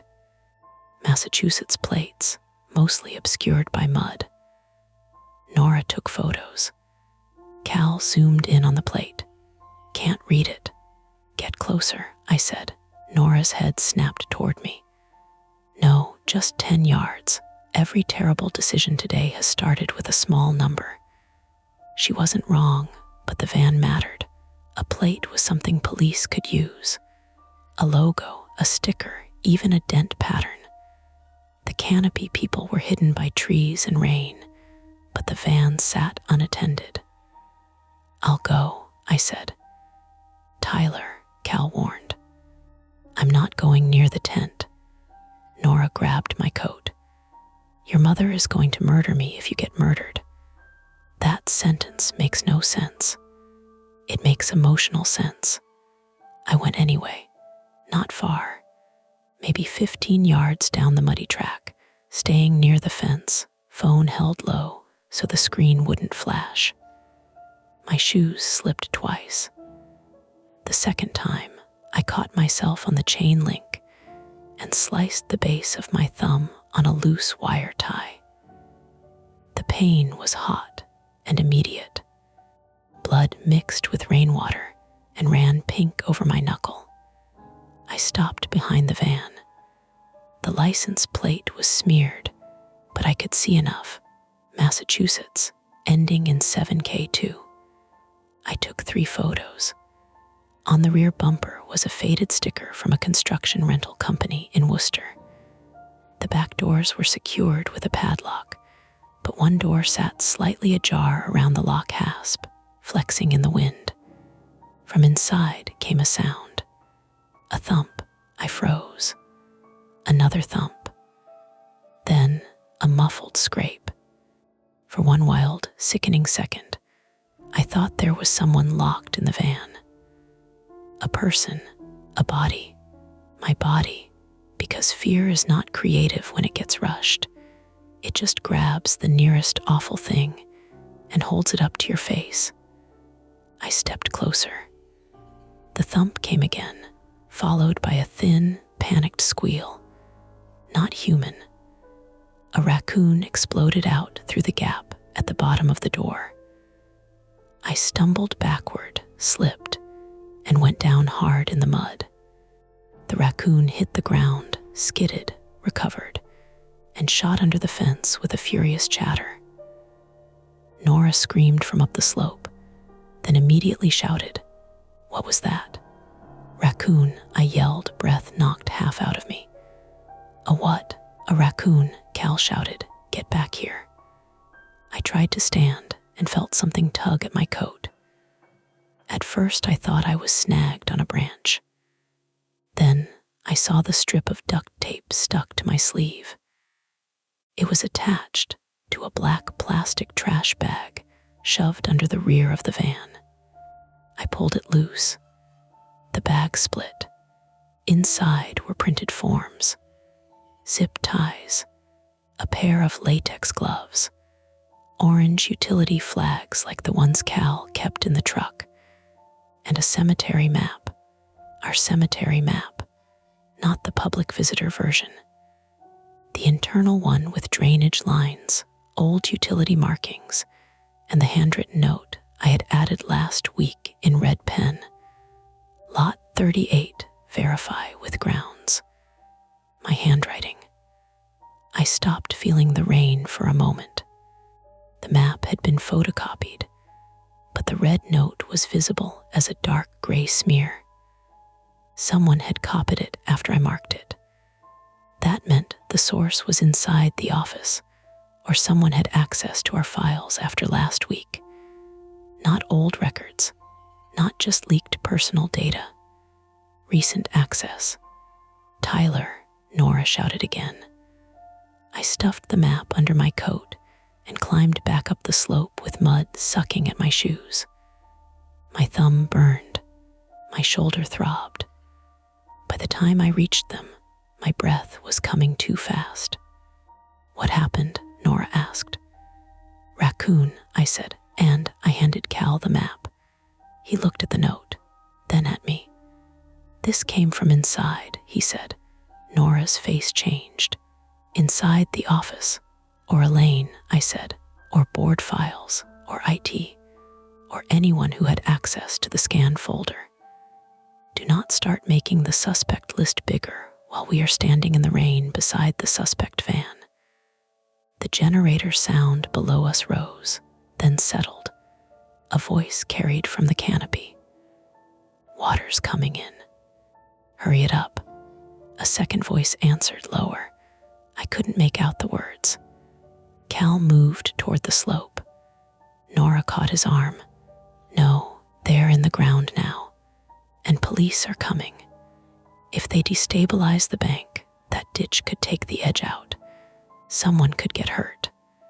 Someone meaning them, or us, or the officers when they arrive, or the next burial crew that steps into a void because these idiots undermined the lot. He pulled gently free. We started back toward the stuck truck, but we didn't make it far. A text appeared on my phone from an unknown number. No greeting, no punctuation. You were told to attend, then a photo loaded beneath it. It showed the three of us walking behind the spruce line, taken from behind, from near the chapel road. Nora saw it and stopped breathing for a second. There's someone else. Cal turned slowly, scanning uphill. The cemetery behind us looked empty.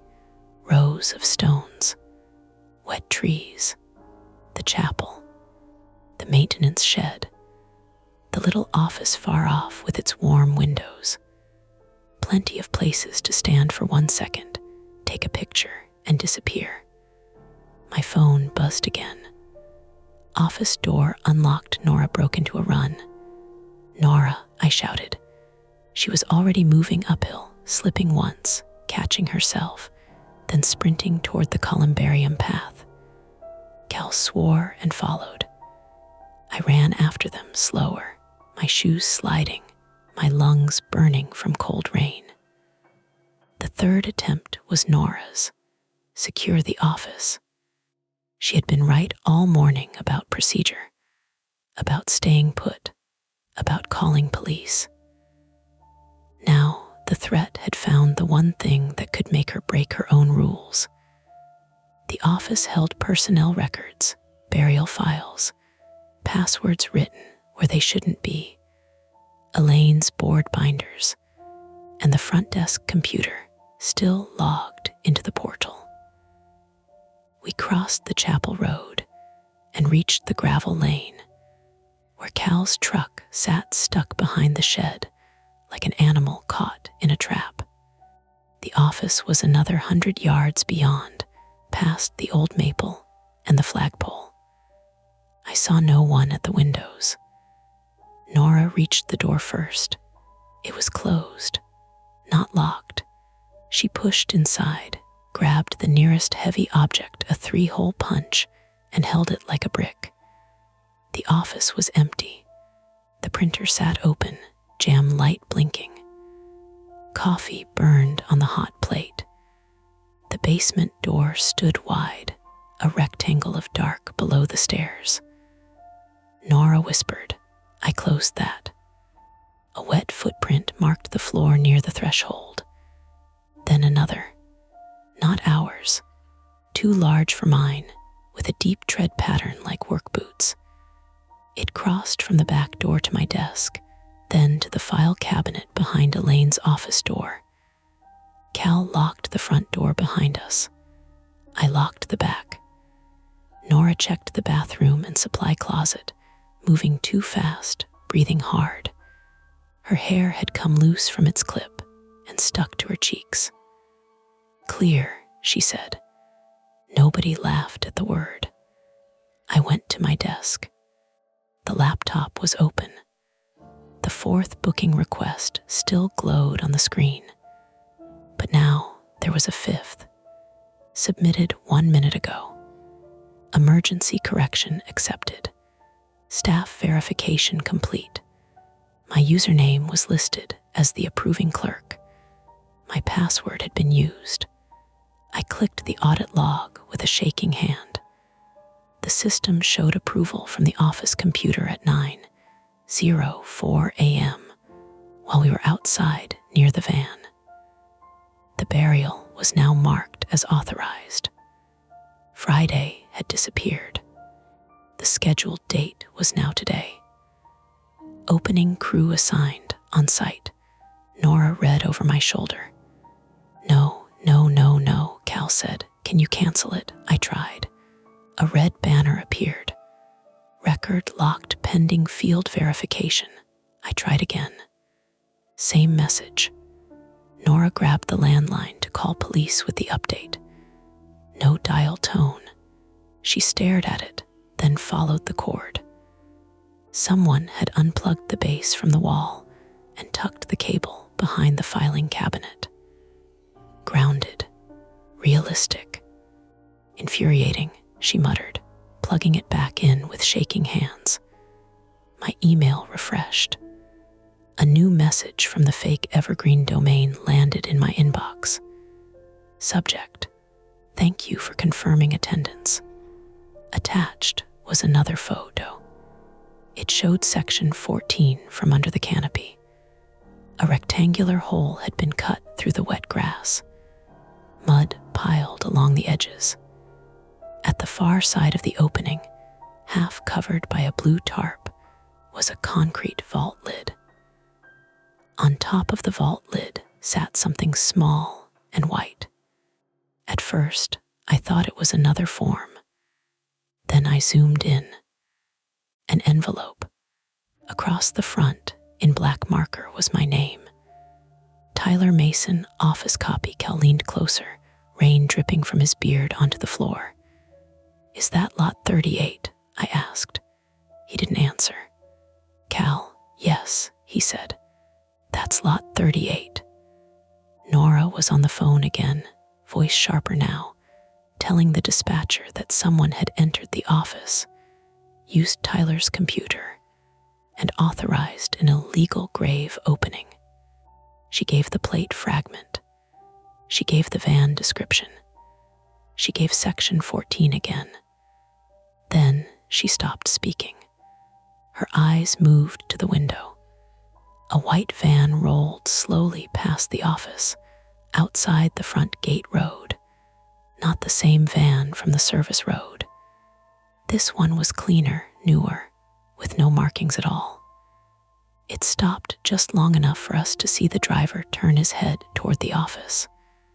Derek Albright was older than I remembered. Thinner. Beard grown and patchy and gray at the chin.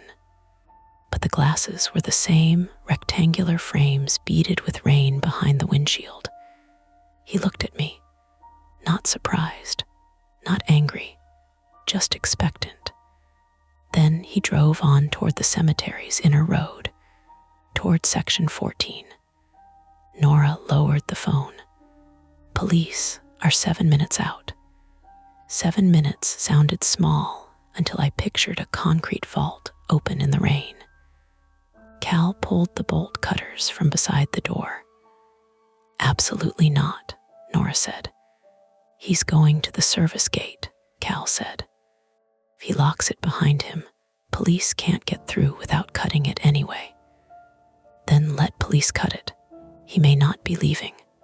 I stared at the email photo, at the white envelope with my name sitting on the vault lid. Office copy.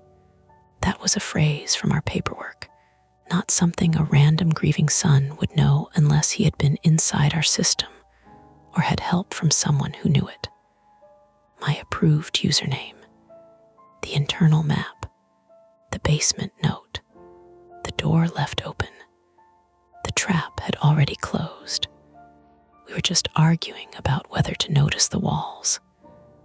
Outside, thunder rolled low over Portland, not dramatic, just a heavy industrial sound buried in the rain. The office lights flickered once. The computer monitor dimmed, recovered, then dimmed again. Nora looked up. Don't. The power went out. The printer died mid-blink. The fluorescent buzz vanished. The office dropped into gray rainlight and the thin glow of our phones. Somewhere in the basement, the dehumidifier clicked off. For 1 second, the absence of machinery made the building feel abandoned, like it had been closed for years, and we were trespassing in it. Then the security system began to beep. Not an alarm, a warning tone. Backup battery. Cal looked at me. If the gate locks fail on battery, the north access stays shut. And the police, I asked. They'll come through the front and have to walk. Nora still had the dispatcher on her cell. Power S out, she said. We're staying in the office. But she was looking at me when she said it, like a warning and a plea. Through the window, down the cemetery road, I saw the white van's taillights glow red near the chapel bend. Then they vanished behind the spruce line. My phone buzzed one last time. Unknown number. Bring the office copy or I open the wrong one. I didn't know what that meant. Then Cal said, very quietly, Lot 37. Leonard Albright's grave. The one beside Lot 38. The one with a real body in it. If Derek was threatening to open his own father's grave, or someone else's, it stopped being only harassment, only fraud, only my name on a form. It became evidence destruction, grave desecration, a family disaster, and a flood-soaked hole on unstable ground beside an old utility line. Nora shook her head before I spoke.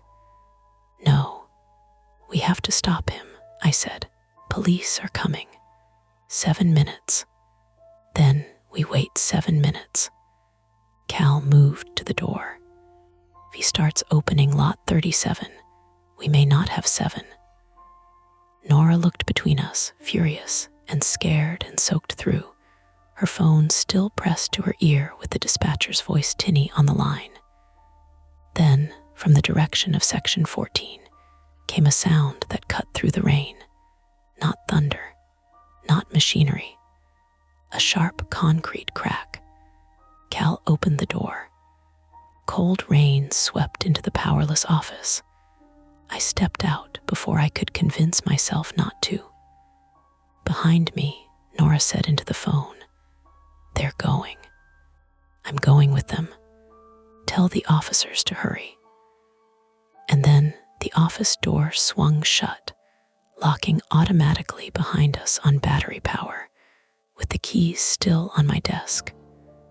No truck, no office, no easy way back in. Only the road downhill, the spruces ahead, and someone already breaking open a grave. By the time we reached the chapel bend, my lungs felt raw from cold rain and panic. The cemetery had changed shape without power.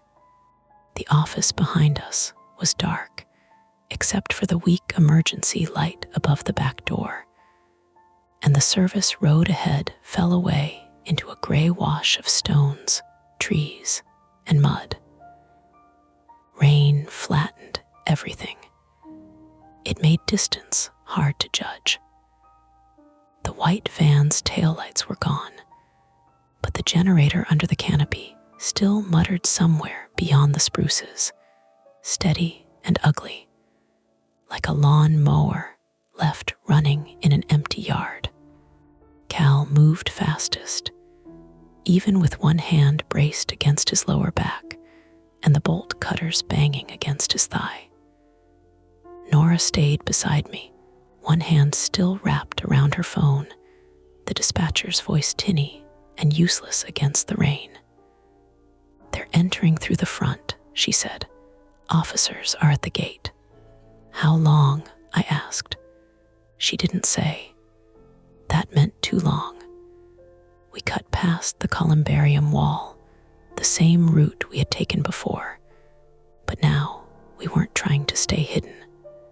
Cal slipped once on the slope and caught himself on a granite marker, muttering an apology to the name under his palm. My office shoes were ruined. Mud had worked through the seams and turned my socks cold and gritty. The cut at the base of my thumb kept reopening every time I clenched my hand. Then came another crack, sharper than before, concrete giving way. Cal stopped so abruptly Nora almost hit him. "Vault lid," he said. Through the spruce branches, I saw the canopy jerk in the wind. The white fabric snapped and ballooned, then sagged as rain pooled in one corner. Under it, yellow slicker, dark hood, another man in a gray work jacket, 3 figures now, plus Derek Albright standing at the edge of the hole with a flashlight in one hand. He was not digging, he was directing, and the rectangular opening in the grass was wider than it had looked in the photo. The sod had been cut and folded back in wet mats. Mud slumped into the edges. A blue tarp lay half over the concrete lid, and on top of that tarp sat the white envelope with my name, darkening at the corners from the rain. Lot 38. Beside it, only a few feet to the east, was Lot 37, Leonard Albright's grave. I knew it from the polished stone.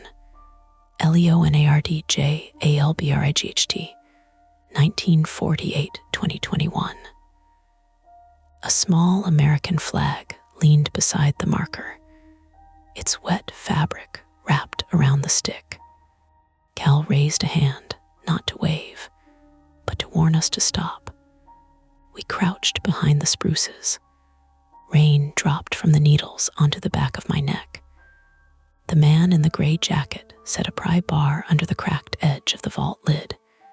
Derek said, "Careful, don't drop it." The yellow slickered person said, "This is stupid. We weren't hired for this."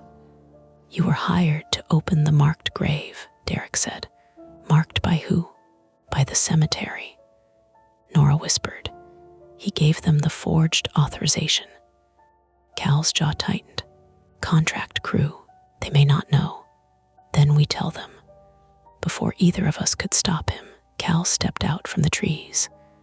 "Hey," he shouted. "Stop work." Everyone under the canopy turned. For half a second, nobody moved.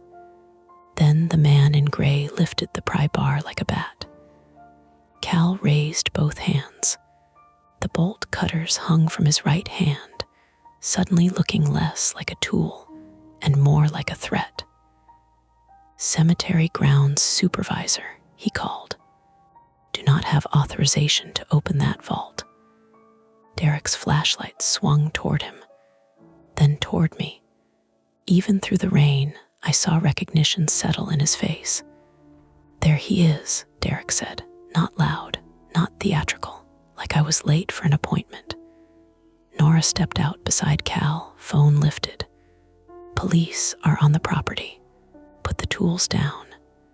The yellow slicker backed away from the hole immediately. The gray-jacketed man did not.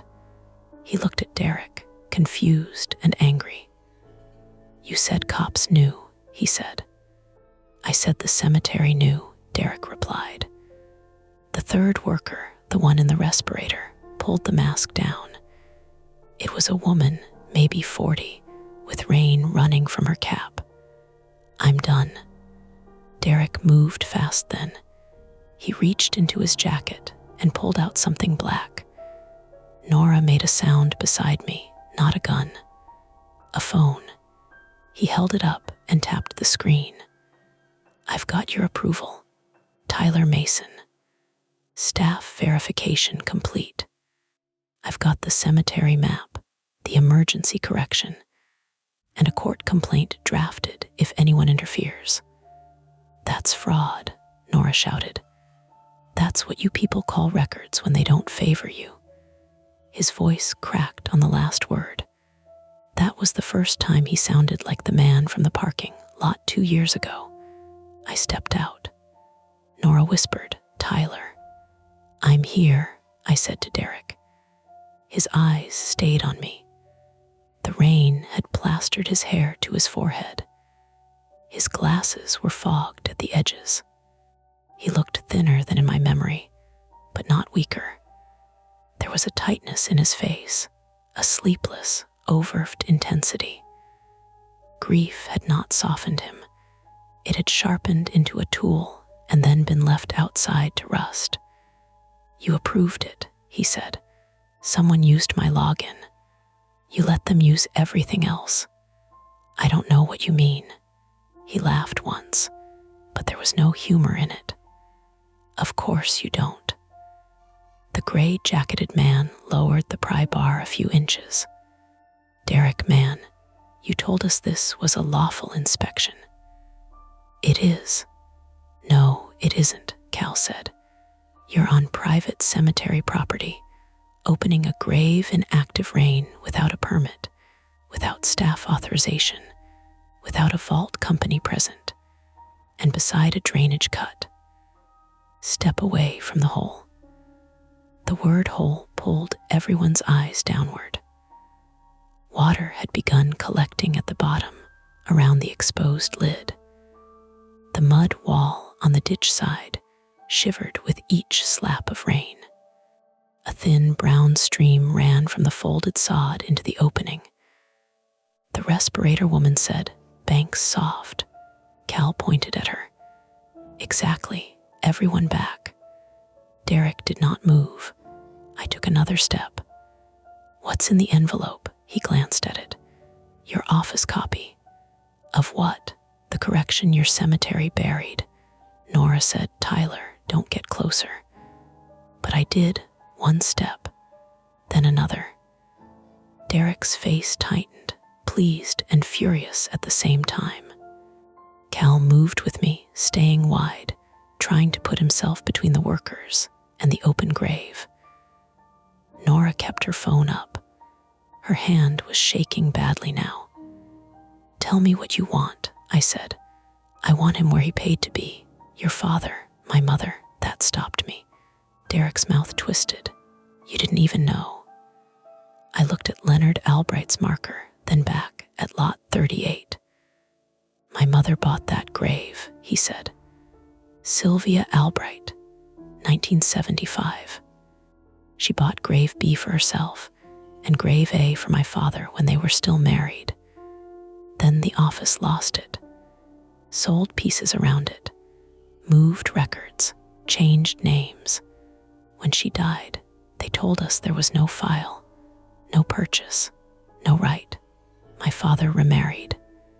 Everyone decided it was easier to let his new wife choose. Then you stood there with your forms and told me the paperwork didn't support my claim." "I followed the court order," I said. "You followed what kept your desk clean." Words hit because they were close enough to something true. "I'm sorry," I said. Derek flinched like I'd insulted him. "No," he said. "You don't get to be sorry now. I found the correction. I found the hold note. EP knew. The grave was never empty. It was reserved. Then someone used it as a hiding place for all the mistakes." Nora said, "Where did you get the office map?" Derek didn't look at her. "Derek," I said, "who helped you?" His expression changed, And that was answer enough. Not Elaine. Not directly, at least. Someone else with access. Someone who knew where files were scanned, where passwords sat, where old grief could be turned into a lever. The man in gray took one step back from the vault. I'm not going to jail over this. Derek turned on him. You're paid, not for cops. He started toward the van. Derek grabbed his sleeve. The gray-jacketed man shoved him. It wasn't a big shove, not a movie fight. Just one wet, angry push between men standing too close to an open grave. Derek's heel slid. He windmilled once, caught the canopy leg, and the whole pop-up lurched. Rainwater dumped from the sagging corner in a heavy sheet. The aluminum leg buckled inward. The blue tarp slid off the vault lid and dropped into the hole. The exposed mud wall on the ditch side gave way. Not all at once. First, a crack opened in the grass near Leonard Albright's marker, a dark curved line that widened under the rain. Then the earth slumped with a thick, wet sound, taking the flag, part of the folded sod, and one orange utility marker down into the opening. Derek fell to his knees at the edge. Cal lunged and grabbed the back of his jacket. The gray-jacketed man ran. The yellow slicker ran too. The respirator woman shouted, "The bank's going." The generator tipped sideways. Its engine stuttered. For one awful second, I thought it would slide into the water-filled hole still running, fuel and sparks, and all. But the woman kicked it away from the edge, and it died with a choking cough. Everything got louder without it. Rain, mud, Nora yelling into her phone, Cal swearing through his teeth, Derek screaming, "Don't touch him. Don't touch my father." But nobody was touching his father. The collapse had opened a cavity between Lot 38 and Lot 37. I could see the corner of another vault. Leonard S. Cal was still holding Derek by the jacket, but Derek was fighting him now, trying to crawl toward the broken edge. His glasses had fallen off. His face was mud-streaked, eyes wide and unfocused. "Derek, stop," Cal shouted. "You go in, you'll pull the wall down. My mother S in there." "She's not," Cal said. "Listen to me. That's not how this works." Derek twisted. His elbow caught Cal in the jaw. Cal staggered. Derek surged forward. I didn't think. I grabbed him around the waist. Stronger than he looked. Or maybe desperation is a kind of strength. He drove backward into me, and my bruised shoulder lit up white. My shoes slid. Mud filled one heel. I felt my bad thumb tear open again against his belt. "Help," I shouted. Nora dropped her phone and grabbed Derek's arm. He screamed at her, not words at first, just a raw sound that turned into, "Let me see her." Cal recovered and locked both arms under Derek's shoulders, hauling him back. The three of us pulled. Derek kicked. The edge crumbled. My right foot went through. There was no ground under it. For 1 second, I was upright with one leg gone into empty space. Then my body tipped toward the hole. Nora caught my coat collar. The pressure cut into my throat. I gagged. My left knee slammed into a stone corner. Pain burst up my leg. Cal let go of Derek with one hand and grabbed my belt. Derek used the loosened grip to lunge again. This time, he got one hand on the white envelope. He ripped it from the vault lid as Nora and Cal dragged both of us backward. We landed in a heap on the wet grass, away from the collapsing edge. My knee throbbed. Nora was crying. I realized, though her face looked furious. Cal spat blood into the mud from a split lip. Derek lay on his side, clutching the envelope to his chest. For a moment, nobody moved. The rain eased just enough that individual drops became visible again, striking the exposed concrete and the brown water below. Then Derek began to laugh, not because anything was funny, because the envelope had torn open in his hand. Inside was not a correction, not a deed, not proof. It was a photocopy of Tyler Mason's forged burial authorization, and behind it, a second page, a printed email chain. Derek stared at it. His laugh stopped. I saw the subject line before he crumpled it. Ray, Mason pressure tactic. Lot 38. Nora crawled forward and snatched the papers from his hand before he could destroy them. Derek tried to grab her wrist, but Cal put a boot gently but firmly against his shoulder and pushed him back down. "Don't," Cal said, blood on his teeth. Nora unfolded the wet pages with shaking fingers. I read over her shoulder. The emails were between Derek and someone using a private Gmail account. No full name, but the sender had included details no outsider should have known.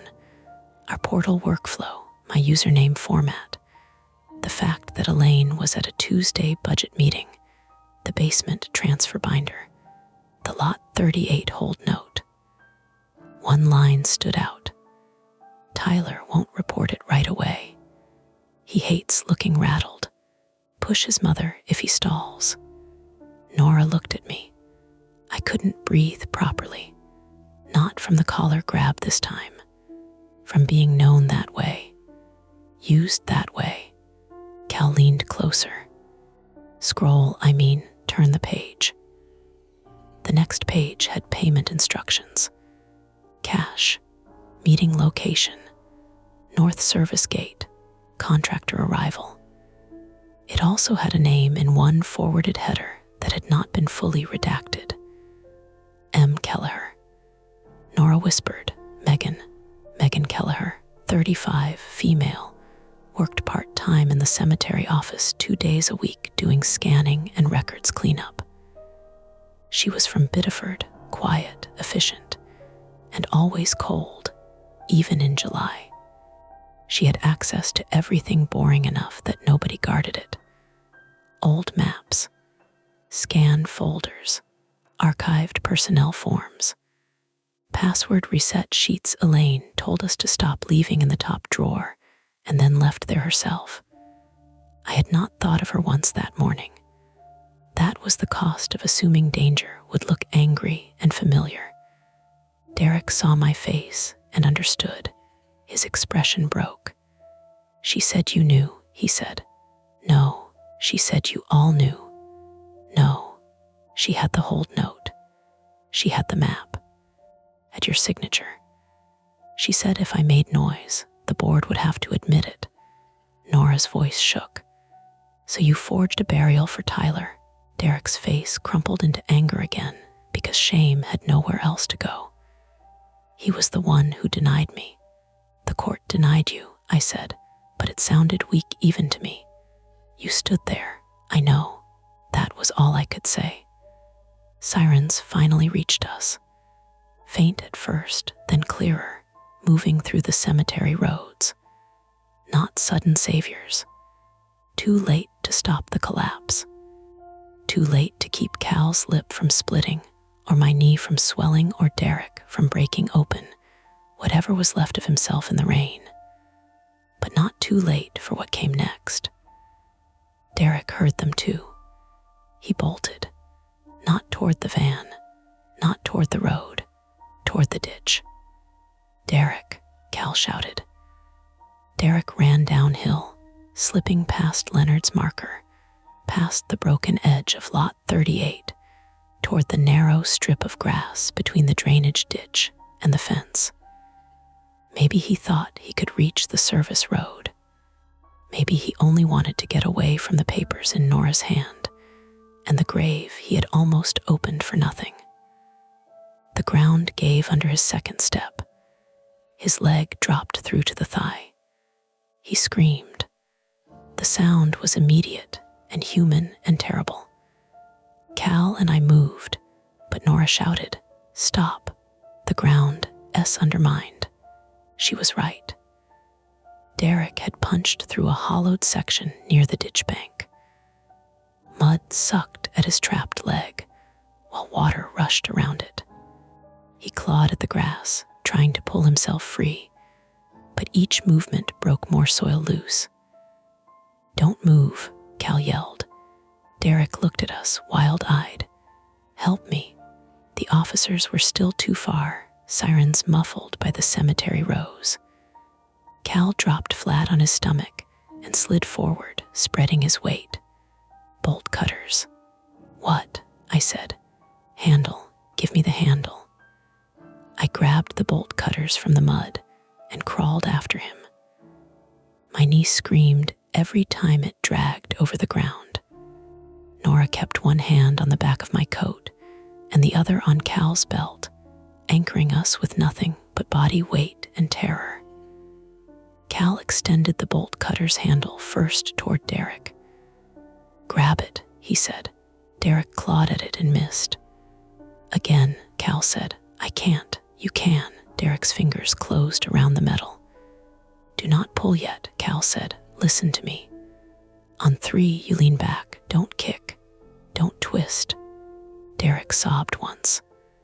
I didn't want to hurt him. Nobody answered. 1, Cal said. The first police cruiser appeared near the columbarium, lights flashing blue and red across the wet stones. 2, Nora said. Hold, hold, hold. 3. We pulled. Derek screamed again as his trapped leg came free with a wet, sucking sound. He slid backward on his stomach, then rolled onto his side, clutching his knee. His pant leg was torn. Blood seeped through the fabric at the shin, diluted pink by rain. Not fatal. Not clean either. The first officer reached us breathing hard, one hand near his holster, until he saw everyone muddy, injured, and unarmed, except for Cal's bolt cutters. "Everybody away from the excavation," he shouted. Another officer followed, then a third. They moved fast but carefully, because the ground itself was now part of the threat. Nora handed over the wet email pages like she was surrendering a bomb. "Evidence," she said. "Also, my phone has photos. Also, the landline was unplugged. Also, Tyler's login was used. Also, that man needs an ambulance and maybe handcuffs, in whichever order makes sense." The officer blinked once. "Ma'am, slow down." No, I sat in the grass because standing was no longer a thing my right knee wanted to do. Rain ran down my face. My hands shook in my lap. Across from me, Derek lay with his cheek pressed to the mud, crying without trying to hide it as an officer cuffed him loosely in front, and another called EMS. Cal sat beside me, touching his split lip with 2 fingers, then looking at the blood like it offended him personally. "You okay?" he asked. I looked at the open grave, the cracked vault lid, the folded sod, Leonard Albright's leaning marker, the white envelope shredded in mud, the place where my name had been used to bring us here. "No," I said. Cal nodded. "Yeah." Nora sat down on my other side, hard, like her knees had stopped negotiating. Her phone was still connected to the dispatcher somehow. A tiny voice kept saying, "Hello, hello." Nora lifted it to her ear. "We're here," she said. "Police are here." Then she looked at me. There was toner still on her thumb, gray and blurred now by rain, but not gone. Derek twisted his head toward me as the officer started to lift him. "I just wanted them to admit it," he said. I believed him. That was the worst part. I believed he had wanted truth, then revenge, then leverage. And somewhere along the way, those things had braided together until he could no longer tell which one was pulling. I didn't forgive him. Believing is not forgiving. An ambulance siren joined the police lights, climbing through the cemetery from Stevens Avenue. The workers were rounded up near the service road. The gray-jacketed man kept repeating that the paperwork had looked real. The respirator woman sat on the bumper of the van with her hands over her face. The yellow slicker had mud up to both knees. Rain kept falling into lot 38. The officers taped off a wide perimeter, then widened it again after Cal told them about the ditch bank and the old utility line. No one opened Leonard Albright's grave. No one touched the vault lid again. The envelope and emails went into evidence bags. So did the gloves, the zip ties, and the copied map from the trash bag. The conflict, at least the part with tools and mud and immediate danger, was over. But when one officer asked me to confirm my name for the report, I hesitated. Just a fraction. Long enough for Nora to notice. "Tyler Mason," I said finally. He wrote it down. A normal act. A name in a box. For the first time in my life, I hated how easy that was. The ambulance didn't take me because I said no 3 times, and because, technically, I could stand. That was how the EMT put it. "You can refuse transport," she said, wrapping gauze around my thumb with quick, practiced motions. "But I'm writing down that your knee needs imaging if the swelling gets worse." Her name was Dana Ruiz, 38, female, from Biddeford, and she had the calm, tired manner of someone who had seen people make worse decisions in worse weather. She checked my pupils with a penlight, pressed around my shoulder until I hissed, and told me I was going to be colorful by morning. "Colorful is fine," I said. "Colorful and stupid are cousins," she said, taping the gauze. Nora, sitting on the back bumper of the ambulance with a foil blanket around her shoulders, made a wet, exhausted sound that might have been a laugh. Her hair was coming loose in dark ropes, and there was mud on her cheekbone like someone had drawn a thumbprint there. Cal sat beside her with a strip of gauze pressed to his split lip, one boot off because he'd rolled his ankle dragging Derek back from the ditch bank. Nobody looked heroic. We looked like 3 people who had lost an argument with a hill. Section 14 was full of police tape now. Yellow lines fluttered between the spruce trunks and aluminum stakes the officers had pushed into the ground. The unauthorized hole had been covered with a temporary plywood sheet and sandbags from the maintenance shed. A city engineer had been called because Cal kept repeating old utility line until someone with a badge decided to believe him. The contractors sat separately near their van, giving statements under rain hoods, each of them looking smaller without tools in their hands. Derek Albright left in the second ambulance. Not lights and sirens, just steady, careful movement. His right leg had a deep cut along the shin and a possible ligament injury at the knee. Before they loaded him, he looked toward me once from the stretcher, his face gray under the mud. He didn't apologize. I was glad he didn't. I didn't have anything ready to do with an apology. A Portland police officer named Elise Murray, 41, female, took our first statements inside the chapel because the cemetery office had become part of the scene. Officer Murray had grown up in Westbrook, spoke softly, and wrote everything down with the patience of someone who knew people lie most often when they are trying to make themselves sound reasonable. She asked me to start from the first booking, so I did. The online request, Harbor and Pine, my mother's fake email, the old ledger, the transfer slip, the van, the internal map, Derek, the envelope, Megan Kelleher. When I said Megan's name, Officer Murray didn't look surprised.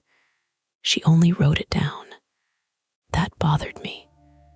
Did you already know about her? I asked. I can't discuss an active investigation. That sounds like yes. That sounds like I can't discuss an active investigation. Nora, sitting on a folding chair with a paper cup of water between both hands, said, "For what it's worth, he's going to keep asking unless you give him something shaped like an answer." Officer Murray glanced at her. For what it's worth, I noticed. By noon, the rain had thinned into a mist that stuck to everything. Elaine Porter arrived wearing a camel-colored raincoat and shoes too clean for the grounds. Elaine Porter, 52, female, was the cemetery director, born in Augusta, polished in a way that usually made problems feel like scheduling errors. That day, her lipstick was uneven, and her hands shook when she folded them. She hugged no one. That would have been unlike her. She looked at the police tape, then at Cal's face, then at me. "Tyler," she said, "I am so sorry." I didn't know which part she meant, and I didn't ask. The police took her phone and laptop later that afternoon with her consent. They took mine too. They took the office desktop, the router, the old sign in sheets, the drawer with the password reset forms, and the red binder from the basement. The office looked violated by the time they were done, not ransacked, just stripped of its pretending. Drawers open, cords unplugged, chairs moved out of place, evidence tape on the filing cabinet where the Lot 38 hold slip had been found. Megan Kelleher did not come in for her noon shift. She had called Elaine at 8:47 a.m. and left a voicemail saying she had a migraine. The voicemail became evidence too. By 3, police had gone to her apartment in Biddeford and found her car gone. By 5, they found the car at the Portland Transportation Center, where she had boarded a bus south. By 8 that night, Massachusetts State Police picked her up at South Station in Boston with a backpack, 2 burner phones, and an envelope of cash. Officer Murray called me the next morning to tell me that much because I was, in her words, directly affected and likely to hear rumors anyway. Megan had worked records cleanup at 3 cemeteries in 4 years. Evergreen wasn't the first place where she had found sloppy old maps, grieving families, and staff too embarrassed to admit how bad the files were. She hadn't invented Derek's grief. That was real. She had found it online, in old complaint emails, in board minutes, in scanned letters he had sent after his father's burial. Then she had fed it. She gave him enough truth to make the lies stick. There had been a Sylvia Albright. She had been Derek's mother. She had bought 2 graves in 1975, but not Lot 38, not evergreen. Her purchase had been at a small Catholic cemetery in Lewiston, later refunded when the family moved. Megan had used the real names, old dates, and Evergreen's missing Lot 38 file to build something that looked like a buried injustice. Why? Money first. That was what the police said. Derek had paid her for research, and then for documents, convinced she was helping him expose a cover-up. But there was something else in it too, something Officer Murray would not say cleanly, and Megan's lawyer would probably bury under softer words. Megan liked finding weak places, in systems, in people. She had read enough of my emails to know I hated confrontation. She had seen my scanned signature. She knew my mother's name from personnel emergency contacts. She knew Nora would push back, Cal would go to the grounds, and I would try to check the file before making noise. That was the part I couldn't stop hearing. She had not needed to know me well, just well enough. My mother came to my apartment that evening with soup I didn't want, and a face that made me feel 12 years old. Marion Mason, 64, female, stood in my kitchen in South Portland with her coat still on, looking at the brace around my knee and the purple bruise blooming across my shoulder. "You said staying safe," she said. I was adjacent to safe. She closed her eyes. "Tyler, I know. No, I don't think you do." She set the soup on the counter, then sat across from me at the tiny table by the window. Outside, cars moved along the wet street, tires whispering over pavement. Someone walked a dog in a yellow jacket. Ordinary life kept offering itself in small, almost insulting pieces. Mom reached over and touched the bandage on my thumb. "When you were little," she said, "you used to hide report cards if there was one bad comment. I had good grades.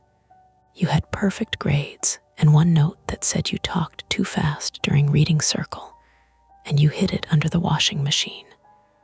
That was strategic. That was fear." I looked away.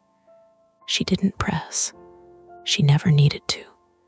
She had built her whole teaching career on letting silence do its work.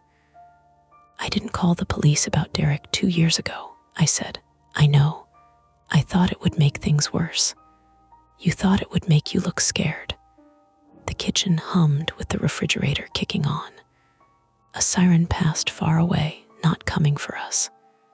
"Yeah," I said. Mom nodded.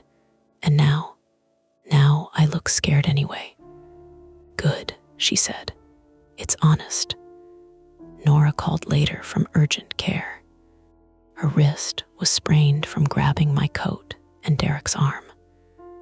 Cal needed 3 stitches inside his lip and had been ordered to stay off his ankle, which he immediately ignored by texting me a photo of himself in the cemetery office with the caption, "Chair duty is still duty." I sent back, "You're supposed to be home." He replied, "So are you." The cemetery closed to visitors for 2 days. That had never happened in my time there, except for blizzards. News vans came to the front gate anyway. Cemetery fraud investigation was too strange for them to ignore, though they knew only pieces at first.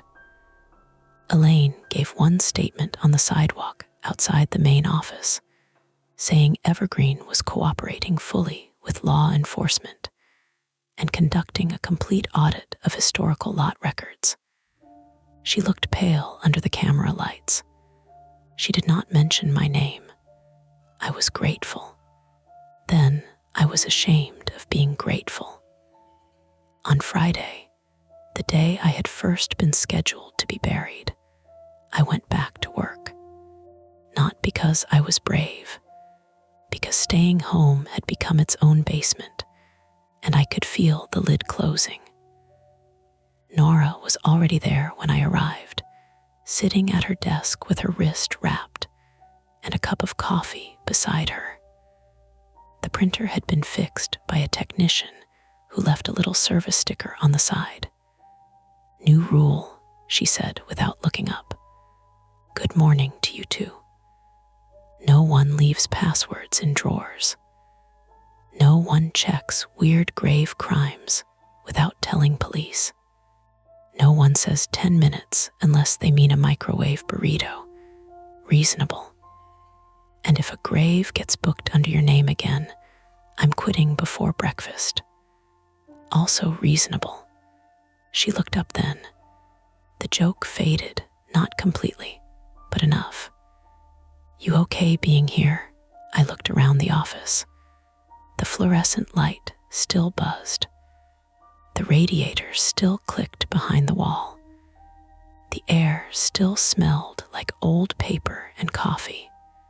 But the room felt different now, like a familiar shirt after someone else had worn it. "No," I said, "but I'm here." Nora nodded. "That counts." Elaine came in at 10 with a legal pad and no lipstick. She had been advised by counsel not to discuss details of the investigation with staff beyond operational needs, which meant she spoke in careful squares. Lot 38 would remain closed.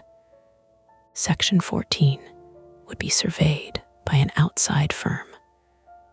Every historical transfer file would be audited. Megan had been terminated. Derek Albright had been charged with criminal trespass, conspiracy, identity theft-related offenses, and desecration-related charges pending review. "What about you?" I asked Elaine. She looked at me. "The hold note had your initials," I said. "EP." Her fingers tightened around the legal pad. "I placed the hold 6 years ago," she said. "Cal found the discrepancy during a drainage review. We couldn't locate the original file, so I froze the lot. And then the audit was delayed. 6 years." Her face tightened, but she didn't get defensive. That was new. Or maybe exhaustion had sanded it off her. "Yes," she said. 6 years. Nora made a soft sound through her nose. Elaine looked at both of us. "That failure is mine. It didn't fix anything, but it landed in the room with weight." Cal came in on a cane he claimed he found lying around, which was obviously a lie because it still had a pharmacy tag on it. He set a folder on my desk. "Survey crew's preliminary note," he said. "Lot 38 vault is empty." I stared at the folder. "Empty," Nora said. "Installed decades ago, never used. Some cemeteries did preset vaults in soft sections for stability. Then records went sideways. Looks like that's what happened." "So Derek almost opened an empty vault," Nora said, "and nearly collapsed his father's grave doing it," Cal said. I opened the folder. The photos were clinical. Mud, concrete, measuring rods, orange flags. No hidden body. No lost mother. No secret burial. Just bad records, soft ground, old decisions, and people willing to turn confusion into a weapon. It should have been comforting. Mostly, it made me tired. The legal side dragged on, as legal things do. Megan's attorney argued she had never intended anyone to be physically harmed. Derek's attorney leaned hard on grief and manipulation. The contractors cooperated and claimed they had been shown convincing documents. The police confirmed that my login had been used from the office computer after Megan sent Derek instructions to lure us away. She had copied my signature from a scanned disinterment denial I'd signed months earlier. The all-zero phone number, the forged emails, the fake domain. The pressure on my mother. Those had all been hers. Derek had added only one thing himself. The line, "He will be ready by afternoon." When Officer Murray told me that, I sat for a long time without speaking, because I could explain Megan. Not forgive her, but explain her in the way paperwork explains things: access, motive, method. Derek's line was different. It came from the place in him where grief had become permission. I thought about that more than I wanted to. A week later, after Section 14 reopened behind temporary fencing, I walked out there alone. Not at night. I'm not that poetic. It was 2:30 in the afternoon, chilly and bright. The kind of clean Maine fall day that makes the previous rain feel exaggerated. The grass was still torn around Lot 38, patched with straw and erosion cloth. Leonard Albright's marker had been reset, though the small flag was gone. The drainage ditch ran low and brown beyond the tape. I stood by the empty vault and listened. Traffic faint on Stevens Avenue. A leaf blower somewhere near the older sections. Crows arguing in the spruce tops. Real sounds, plain sounds. My knee ached inside the brace. My thumb itched under the scab. The bruise on my shoulder had faded from purple to yellow-green, ugly and healing. Cal found me there after a while. "Thought you might be out here," he said. "Am I that predictable, only to criminals and grounds supervisors?" I almost smiled. He leaned on his cane and looked at Lot 38. "We're removing the vault once the ground dries." "Good. Then the lot stays closed." "Also good." He nodded toward Leonard Albright's grave. Derek's lawyer asked if he could visit once he's out on bail.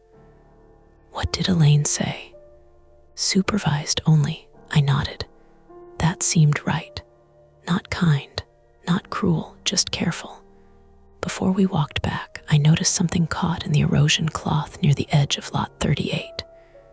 A small white corner, half buried under straw. I crouched, ignoring the pull in my knee, and tugged it free. A piece of envelope. Rain softened. Mud stained. Only 2 letters remained from the marker writing. T.Y. Cal looked at it. Evidence missed it. "Trash," I said. "I should have thrown it away." Instead, I folded it once and put it in my coat pocket. That night, back at my apartment, I opened my laptop and changed every password I owned. Then I filled out a police supplemental statement about Derek's parking lot confrontation from 2 years ago, even though it was late and probably useless. I wrote down what I remembered, his words, the time, the way he stood behind my car, the fact that I had been scared, especially that. At the bottom, where the form asked if there was anything else relevant, I wrote, "I delayed reporting because I was embarrassed." I understand now that this affected what happened later. It was not a confession in any legal sense. It felt like one anyway. The cemetery returned to almost normal by November. Families came in for winter wreath orders. Funeral homes called about schedules. The printer jammed twice because redemption has limits. Nora labeled the password drawer nope in block letters. Cal installed a brighter basement light and made a point of calling me down there for ordinary tasks until the stairs became only stairs again. Almost ordinary. Not quite. Sometimes the portal dinged and my whole body reacted before my brain caught up. Sometimes my mother called just to hear me answer. Sometimes I found myself looking at visitors too long, wondering what private complaint they might be carrying like a tool under a coat. And once, 3 weeks after Megan's arrest, an envelope arrived in the mail at the cemetery office. No return address. Inside was a photocopy of the old 1975 Lot 38 transfer slip, the same one from the basement binder. Do not sell. Do not inter. Original file missing. At the bottom, under Elaine's initials, someone had written a line in blue ink. You still haven't found the first correction. Officer Murray took it. Elaine ordered another audit. Nora said it was probably Megan, trying to poison the well from a jail phone through some friend. Cal said old cemeteries always had one more bad file than you wanted. My mother said not to borrow fear before it arrived. All reasonable answers. I keep the torn corner of the envelope in my desk drawer now, under the tray where I used to keep spare keys and things I didn't want to think about. I don't look at it often, but some mornings, when the office is quiet and the radiator starts ticking behind the wall, the scheduling computer gives its soft little ding. And for 1 second, I smell rain even when the sky outside is clear. Then I read the name on the screen. I read it twice, and I never, ever assume a box is empty just because the form says it is. That's it for this nightmare. If you enjoyed it, please like the video, subscribe to Mia Horror Stories, and turn on notifications. It really helps keep the stories alive. And don't stop here. Dive into another one of our videos and keep the fear going.